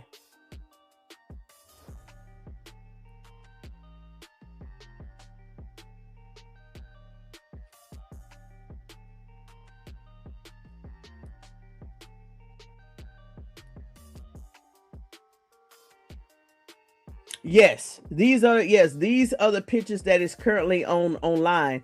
Now the officers, they testified on the stand that it was a utility tool. The pictures that's online, this is just a blade. It doesn't have a flashlight. It doesn't have a corkscrew.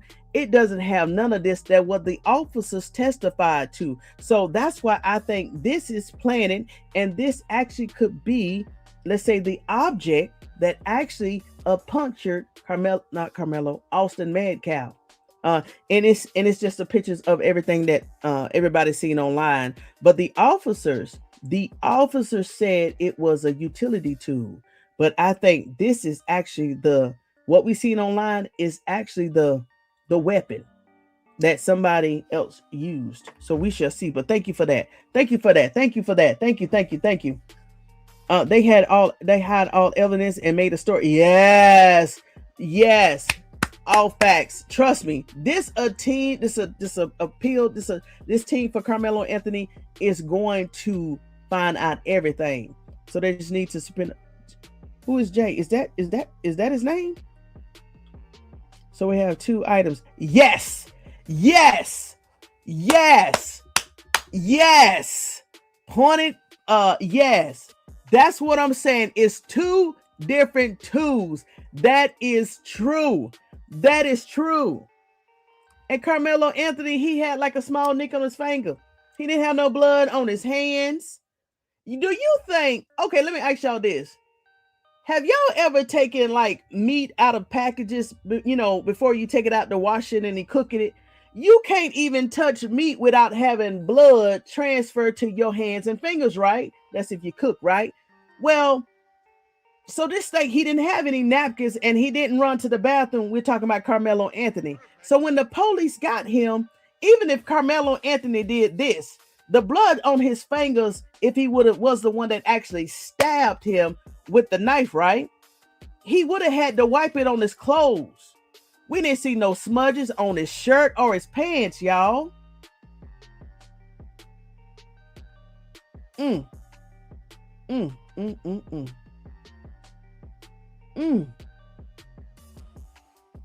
More to follow. The A team is going to go over the paperwork and video because they are sharp. Yes, Ray Johnson. Yes. This is all should. Yes, V. Yes, V. Yes, V. Expedient. Look it up. It is such thing as an expedited appeal process. Yes,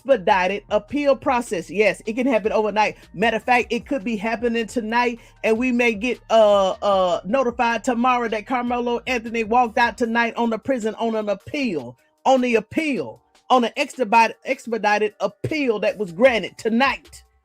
That young man can walk out in the middle of the night on an appeal. Man, please. You got the A team. You're right. We're going to call him the A team. Let's see here. Maybe we can reach out to Wooten. Listen, I'm pretty sure she's already talking to the lawyers, if not the federal government. Yes. Karmelo was saying I did it because that's right. He was talking about, I think Karmelo Anthony, because hell, we can only assume because Mike Howard didn't put him on the stands to explain anything. But when he said I did it, I really think he's talking about the altercation, not the because Karmelo Anthony in the police car, he said, well, what you mean? Of course he's gonna make it. He didn't even know what happened to Austin. So y'all, Yo. Karmelo was saying, I did it because he pushed Austin down the bleachers and he thought he hurt him. You right, Southern expert. Yes. Where's the blood? Come on with it. Come on with it. What's up, 420? So they're lying that a coach right. What? Yes. And why the coaches? If they witnessed the incident, why they didn't stop it?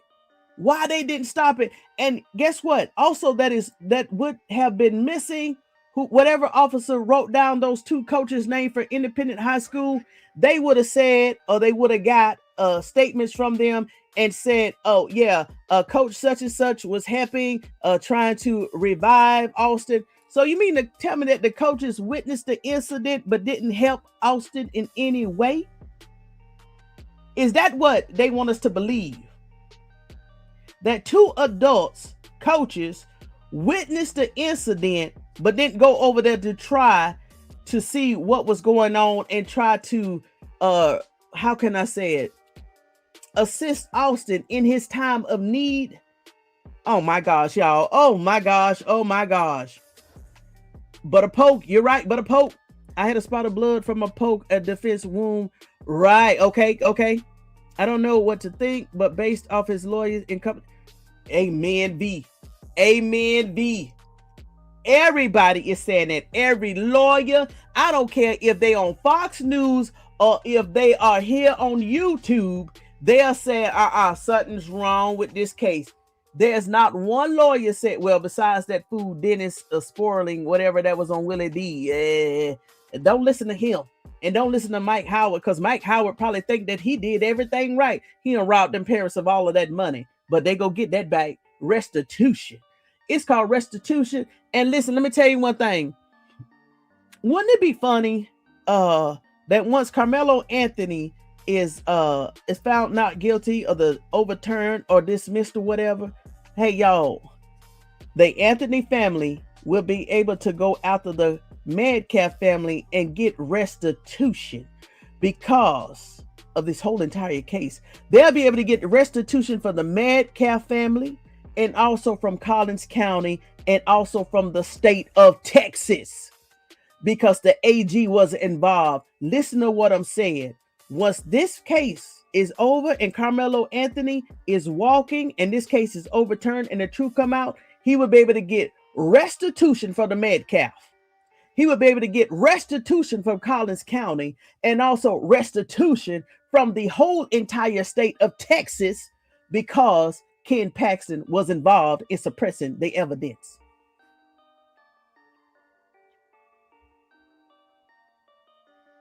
Karmelo Anthony and his family would get back everything that the devil thought that he was stealing from that family.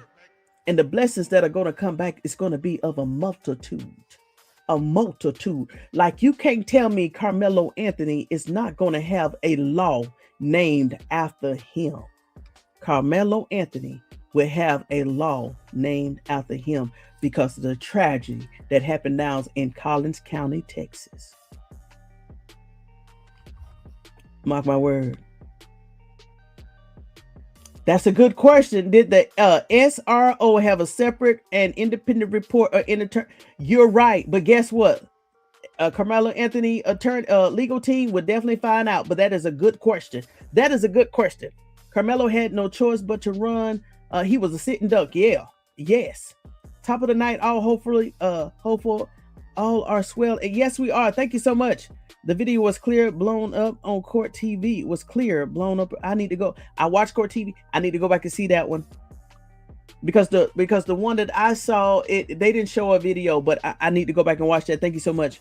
Karmelo, like Israel, scared sitting in the wrong tent, and along comes a big bad Lebanon. Come on with it. Come on with it. Did Karmelo? That's what I just said. He had a pinch of blood. Because I'm like, if he would have stabbed Austin Metcalf, it would have been blood spatter. It would have been blood spatter. Why no blood was found on Karmelo clothes or hands? He didn't even have blood stain in his hands. And y'all know about blood. Sometimes it even stains your hand. And you have to sometimes wash it out. Karmelo Anthony didn't go to no bathroom or restroom. Karmelo Anthony didn't even have smears on his clothes, or he didn't even have blood on his clothing, either hand. So where is the blood? You're right. Where is the blood? I saw a video on Court T cover better than some channels on YouTube. Okay. Okay, I got you. The knife is for Hunter because he bent over a few times the moment he got to the tent. Watch the video again and focus on Hunter. I can't even see Hunter. That blur, I mean, I could probably make him out, but see, that's my issue with the video. If I was in the jury, just by that alone, not guilty, you can't tell nothing in the video. The witnesses could not even identify themselves in the tape. That's the issue I got with the video. All them juries should have said not guilty if that was the only, and them lying victims. But even by looking at the grainy video and listening to their testimony, it should have been a not guilty. The video and the testimonies and the statements don't line up. Even with the grainy video, it don't line up. Phones data still be tracked. Right. Listen, not with the federal government get involved. They better not go that far. But you know what? I wouldn't put it past Texas AG Ken Paxton. But let the federal government get involved and come to find out that it was some witness evidence tampering. Lord have mercy. But I believe as corrupt as that man history is, I don't think he would go that far. Do y'all know in some of his crimes, in one of those articles that I pulled up, he was committing crimes with burner phones. He was using burner disposable phones and fake Uber accounts. Ken Paxton, the AG, was using burner phones. Listen, I gotta go, y'all. Honest, I want to be mad at Mike Howard and the other kids, but from these people's actions, this gives reason to believe they could allegedly intimidate these people into their little game. That is true, Versace. That is true. But now that the federal government and they have a legal team now, trust me. And y'all, in that article, once y'all go read that article, Ken Paxton, he fired all of his whistleblowers. Do you know that that's going to work in advantage for Karmelo Anthony team? Because he fired the people that knew his secrets. They're going to be the first ones to even, I'm going to say at least probably call the FBI again and federal investigations and say, I want to talk to you again. I know how Ken Paxton did this. That still can pick up the phone. Man, come on. Even the FBI had talked to Ken Paxton after he fired his whistleblowers. You can't retaliate against whistleblowers. Ken Paxton is that stupid, y'all. He fired the whistleblowers. You cannot retaliate against whistleblowers. That man is just that crazy. He thought he was untouchable. Oh my gosh, y'all, listen. He admit to doing something, but he didn't specify to what that was.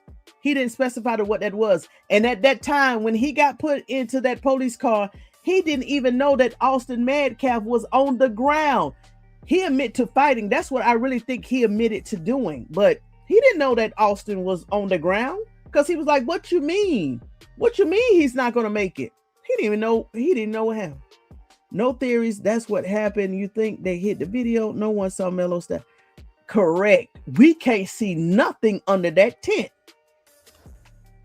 We need to prosecute the other ones that right? Why they had to find him guilty, because, and I want to talk to the jurors. Y'all, the first people, one of the first set of peoples that his A team is going to talk to is those juries. What convinced you about the evidence that made you think Karmelo Anthony was guilty? Oh my gosh. Oh my gosh.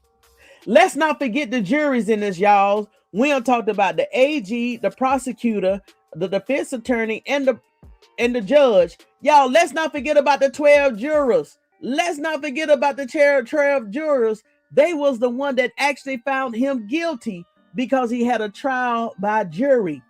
Y'all, I want to know, what did they see or heard to convince him that he was guilty? Suppose the kids' phones were confiscated to destroy evidence, right? But guess what? It's called mobile security, mobile forensics. You can recover anything on the cell phone with the right software. Yes, you can. Yes, you can. And I'm gonna leave it like that. I'm gonna leave it like that. I don't have no mercy for Jeff. Right. I feel like it was turned into, well, not over here. And that's where I'm trying to keep it. I'm trying to stay right here from what I know. From what I know. I'm staying right here. I'm even controlling what I pay attention to. Because I definitely don't want to create no type of theories outside of what we know. That's why I pulled up the arrest record. And I covered that. And I covered Texas AG Paxton. I'm staying right here in this lane. I'm staying right here. He has a legal team now. They're the one that's going to be digging.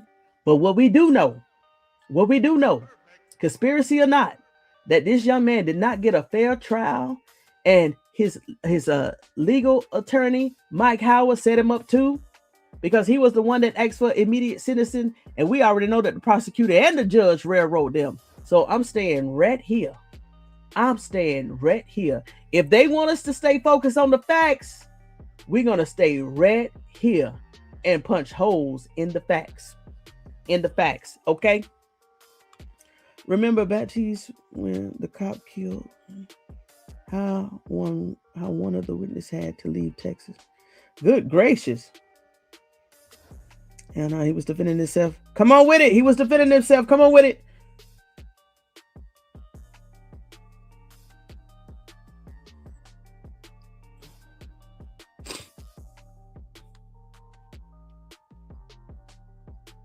Right, you're right. That I am. That's somebody. Yes. That's that Django. I'm that 1 in 10,000, y'all. I'm on that 1 in 10,000.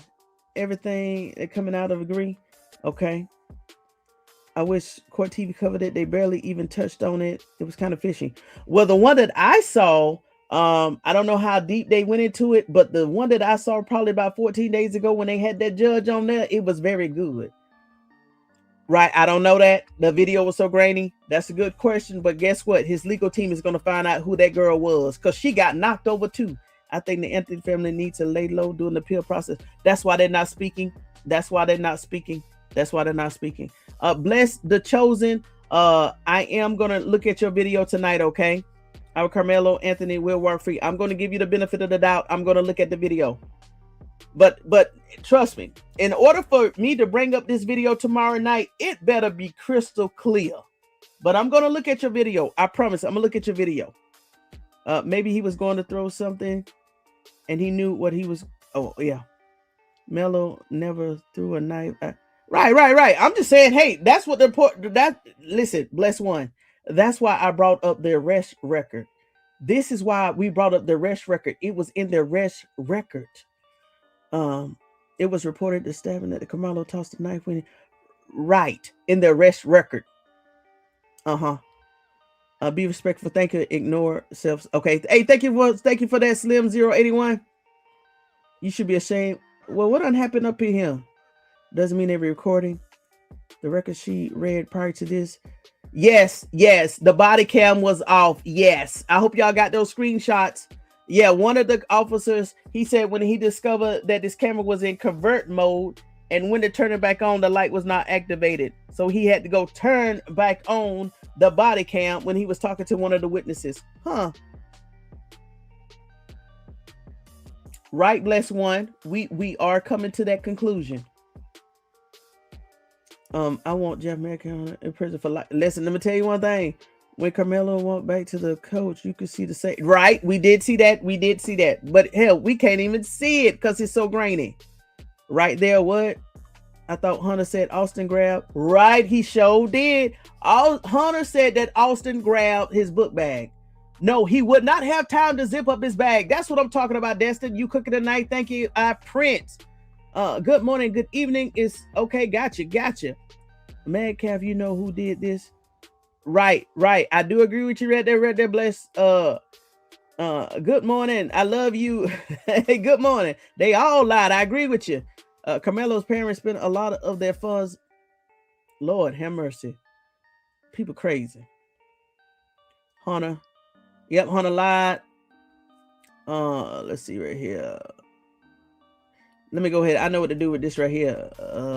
Ghosts. Delete it. Somebody going to jail for lying on the oath. Gotcha. So if somebody pushed me, I'm allowed to stab them. What you do, you have the right to defend yourself.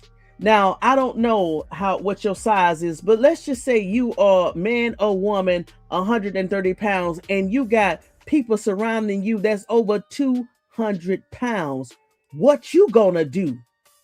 Really, what you gonna do, especially if you don't know these people and they come up to you and surround you? In Texas and in law, it's called the weapon of opportunity. If you fear for your life, do you think that you're gonna spend the time and say, oh, I need to look around to see what's gonna be appropriate?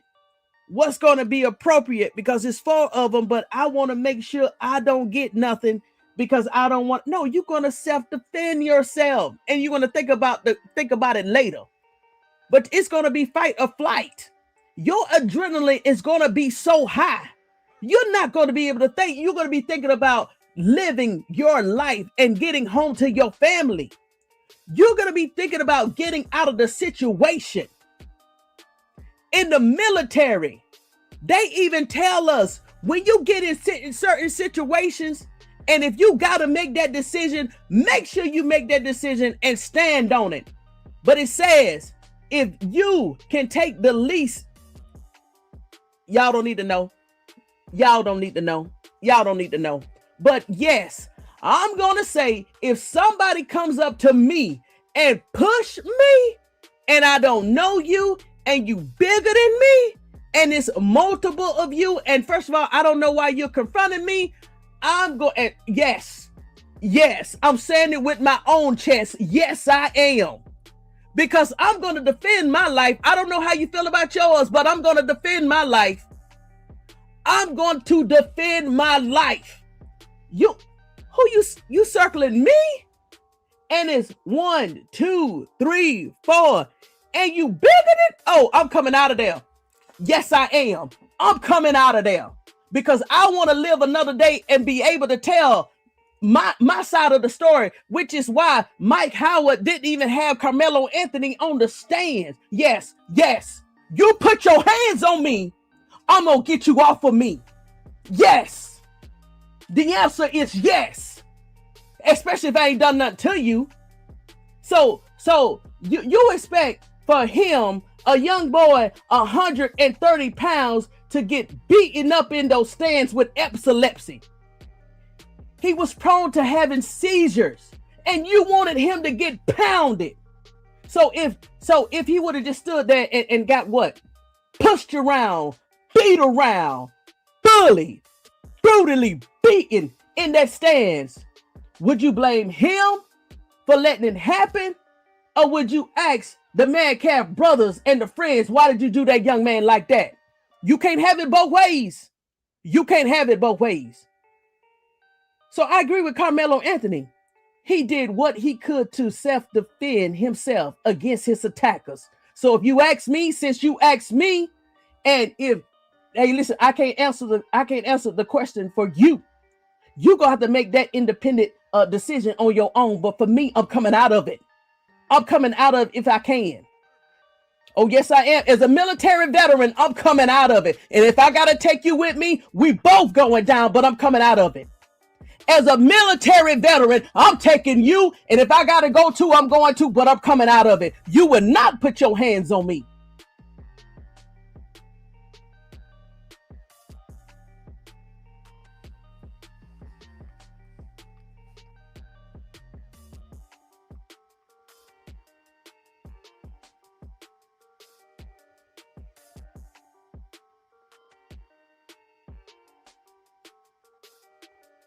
Now, going back to the chats. Thank you so much, Supreme. Good catch. Gotcha. Yes. Did you see the picture on the side? That was the mugshot. I wish I would have got it in color. Y'all, did y'all see the face?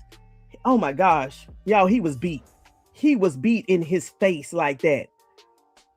They didn't attack him, y'all. Oh my gosh. Just imagine having epilepsy. If they would have just aimed higher, they could have with one blow took him out of there, but they hit him in his face, y'all. Don't worry, Hunter and Eddie will play eventually. Right, the attorneys won't be playing. Yes.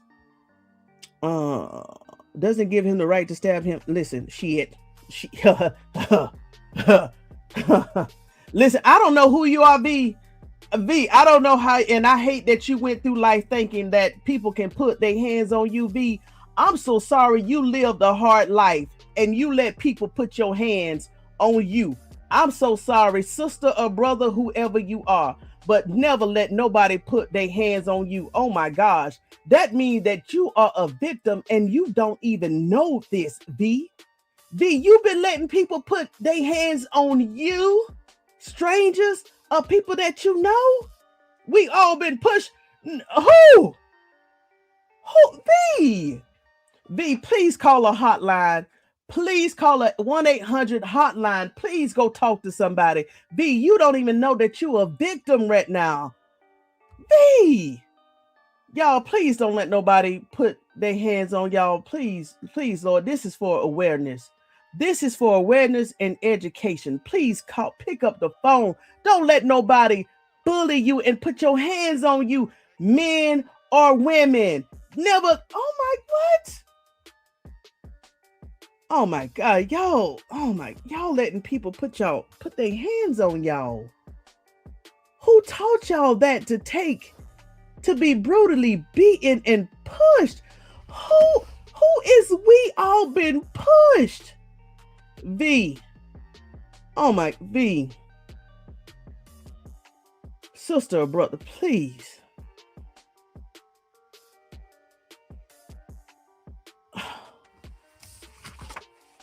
Oh my God, y'all, everybody, people are telling you what they're going through in their life. If you just look at it from another way, people are letting people push them and hurt them.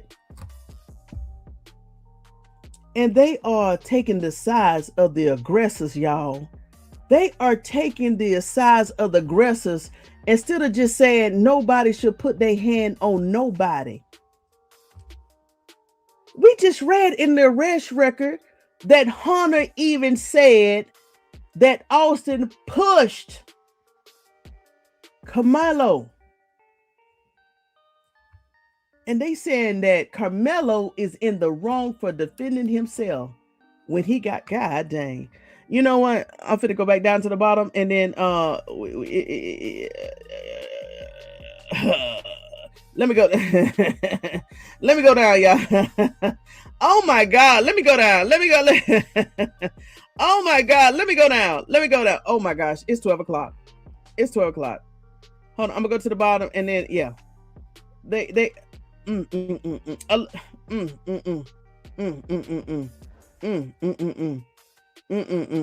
Exactly. And guess what? Southern Export? We're doing it digitally now. And we're talking about it and we're exposing it. I was talking to a friend the other day that I feel like our ancestors has come up and we're being connected with all of these different people and strangers that we don't even know, y'all. And we're magnifying this thing to, like even a lawyer said, they never thought it would even get this high. They never thought that people would be paying attention to this. Y'all, this is supernatural powers. Who's to say that people didn't put the blood on? Come on. He was attacked. Yeah. I wish you could hire the Moors because come on with it. I wish I could go through all of these right here. We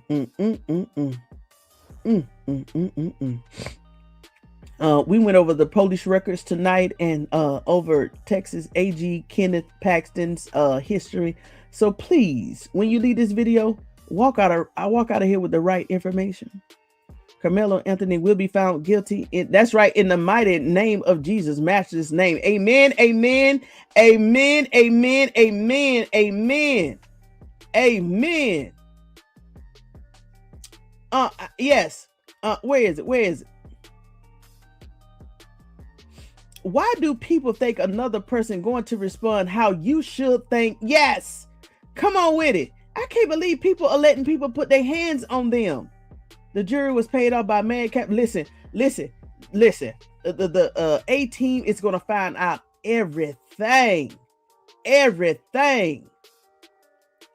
Let's see here. I'm not even gonna give yours time and attention.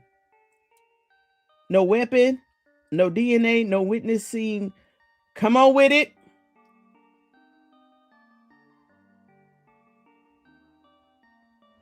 Yeah, you wish. Free Karmelo.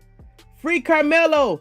Then this Laura person, they don't even understand what premeditated is. Y'all, this is why they fighting, y'all. They don't even understand what premeditated is or intention. That is two things that you must prove for first-degree murder: premeditation and intention. And premeditation, how can Karmelo Anthony premeditate anything when he was the first one under the intent? But you could definitely see in that video that the Cashmere brothers and friends, they definitely was premeditated something and they had intentions when they went up in them stands. Y'all, we're fighting with people that don't even understand what premeditation means. We're fighting with people that don't even know what premeditated is. Oh my gosh. Oh my God. We're fighting with people. I'm done, y'all. I'm done, y'all. Thank y'all so much. They understand they playing brand new. Oh, come on with it. Right, Mocha Too Smooth. They airbrush his picture to hide the abuse. Listen. Let me go ahead and pull this right here. I'm going to leave this up here for the next 5 minutes. I'm going to read over some comments. And while I talk, I just want y'all to see, because it seemed like the spiritual people in the room and that has divine gifts and purpose can look through distorted videos and see what they don't want us to see. But let me go ahead and share my screen. And I want y'all to look at Karmelo Anthony's face. Even though it is, you might as well say grayscale, go ahead and look at his face. Boom. Yo, I think he even got a cut by his nose. Look at the top lip on the right side of his face here. Look at this area under his eye, y'all. Look at this. Look at his forehead, this darkened space. Y'all go ahead and do. I'm not going to lead y'all. I'm not going to do what the prosecutor Greg Willis was doing, was leading the witness into believing something that they didn't see. But I'm going to leave it right here. You go ahead and do it. Take a picture. Take a picture. Let me go through some more comments and then I'm done. Right. Damn right. What's wrong with these racist white people thinking it's okay to get beaten up without defending yourself? Right. They racism sure made them ignorant. Yes, damn right. Get them off of you by any means necessary. You're right. That's right, Katie. I'm trying to tell you, these people are letting people get hands put on them. I'm starting to feel sorry for V73 because you answered that question. Oh my gosh. Oh, I would pull school records because they must have been. Y'all, they was expelled the week before this happened. The Metcalf twins were expelled. They were expelled from school. I don't even think their GPA was that high that Jeff said. I think he was really smoking and drinking that day when he said that Austin had a 3.9. No. The only reason he said that Austin had a 3.9 because Karmelo Anthony had a 3.7 and he wanted to make it seem like his son was smarter than Karmelo. The devil is a lie. Y'all, how can you be expelled and you a 3.9 student?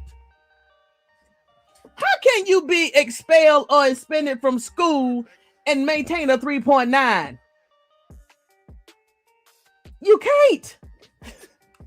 You can't. Oh, I did that good. Okay, good. Okay. Let's see right here. He was a lazy eye, but yes, I thought it was like, yeah, he don't have a lazy eye. Yeah, he doesn't have a lazy eye. They beat this young man badly in his face. And go look up epilepsy. You don't never supposed to get hit in your head. If they was about 5 inches up and hit him in his temple, this could be a different story. That video never would have came out because it would have showed that the Metcalfs should have been charged with first-degree murder, premeditation, and intention, the way that they marched into that stadium and up that stands and up that tent. Karmelo Anthony, if he would have got hit, I'm gonna say about 4 to 5 inches higher, we could be talking about a different story, y'all. He had epilepsy.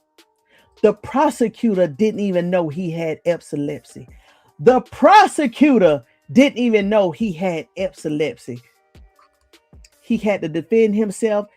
He had to get out of that. Come on with it. Most racists ain't too smart and they have mental issues. I'm just saying. That is true. So, hey, investors and viewers, I hope you took a screenshot of that. Thank you so much. I got to get off. It is midnight. Wow. Can't believe that. But thank you so much. Tomorrow night, I will continue to go over Texas AG, Kenneth Paxton's record and history, even what the Republicans have said about him as being a Republican. Y'all, we got to go through all that and see who this man is, because once we see who this man is, we can see why Collins County was so comfortable in doing what these people crazy up in here. Hey, you don't come over here with that language here. We are respectable people over here. You will not come over here with that language. Y'all don't know how to read the room and act accordingly in somebody else's house. No wonder y'all are so angry and so violent. You don't know how to read the room. You don't know how to read the room when somebody is just being off by themselves in their own space. Y'all don't know how to read the room. You gotta learn how to read the room. Because you will be dismissed. In one way or another way, you will be dismissed. Oh my God, right. They're not slow. They know exactly what they're doing. Yeah. But if they want to play dumb, I'm going to talk to them like they don't. This story in the Metcalf walk away. Listen, they walked away because probably of that and everything else about who they know, and they had connections that reach way up in the top. Because once again, the Texas AG, the Department of Justice, declined to prosecute him.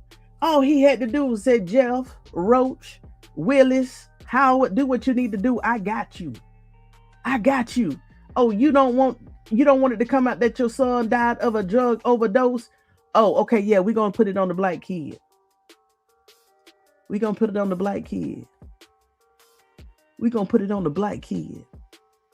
Out of all those people under that tent, we're gonna put it on the black kid. Oh, you don't want your son to know that he died of a drug overdose? We're gonna put it on the black kid. Because it's worked so many times before. We're gonna put it on the black kid. Because it's worked so many times before. We're gonna put it on the black kid. We're gonna put it on the black kid.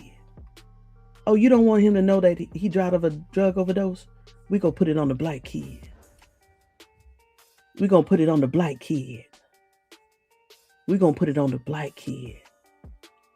Oh, he's not a thug? Oh, we still gonna put it on the black kid. Oh, he had a 3.7 GPA? Oh, we still gonna put it on the black kid. Oh, he was a star athlete, football and track? Oh, we still gonna put it on the black kid. Oh, he had 21 scholarships? We still gonna put it on the black kid. Oh, he coming from a 2-parent home? We still gonna put it on the black kid. Oh, his father, what? His father making that much money? Oh, we still gonna put it on the black kid. You mean to tell me the father make that much money where the mother don't even have to work, and she's staying home with the other kids, and she's instilling in them the Bible principles and how to be a great U.S. American citizen, we still gonna put it on the black kid. Oh, what? We still gonna put it on the black kid. That's all they said. That's all they said. We're gonna put it on the black kid. And we have connections in heaven. Right. Why would you perform CPR on a stab wound? You supposed to apply pressure. Even the coaches, the two coaches that say they witnessed the incident. And for y'all, if y'all don't know, educational purposes only, I'm a veteran. Anytime you come up to a stab victim or a victim that is losing blood, you do not apply CPR because the blood will come out in that wound. What you do is you take a shirt, you take something, towels, shirts, whatever you can. And if you don't have none of that, whatever you can to apply pressure on that area and hold it so the blood doesn't come out. That's exactly what you do. That is first aid 101. Anytime you have any cut, any blood losing out of the body, you apply pressure. You do not apply CPR. Thank you for that. Thank you for that. So Vestas, until next time, make sure you get your notes, your drink, and your vest, because you stay vested up over here 365 degrees. Because guess what? The ancestors, they're giving us our powers. God is giving our spiritual gifts. Listen, we're looking at things and doing things they never saw coming. And I'm definitely not going to take nothing from the Most High God, because, hey, I could have been doing something else, but I feel like I'm called to share all of the information. What is it to know all of this information and don't share it with nobody? The devil is a lie. So when I talk about certain things, when I call out key terms, I'm sharing information that I've gotten from their schools. I'm sharing information with you from what I learned being in certain situations without telling you what those situations are. I'm sharing information with the nation. I'm sharing information with my nation. I'm sharing information with my nation.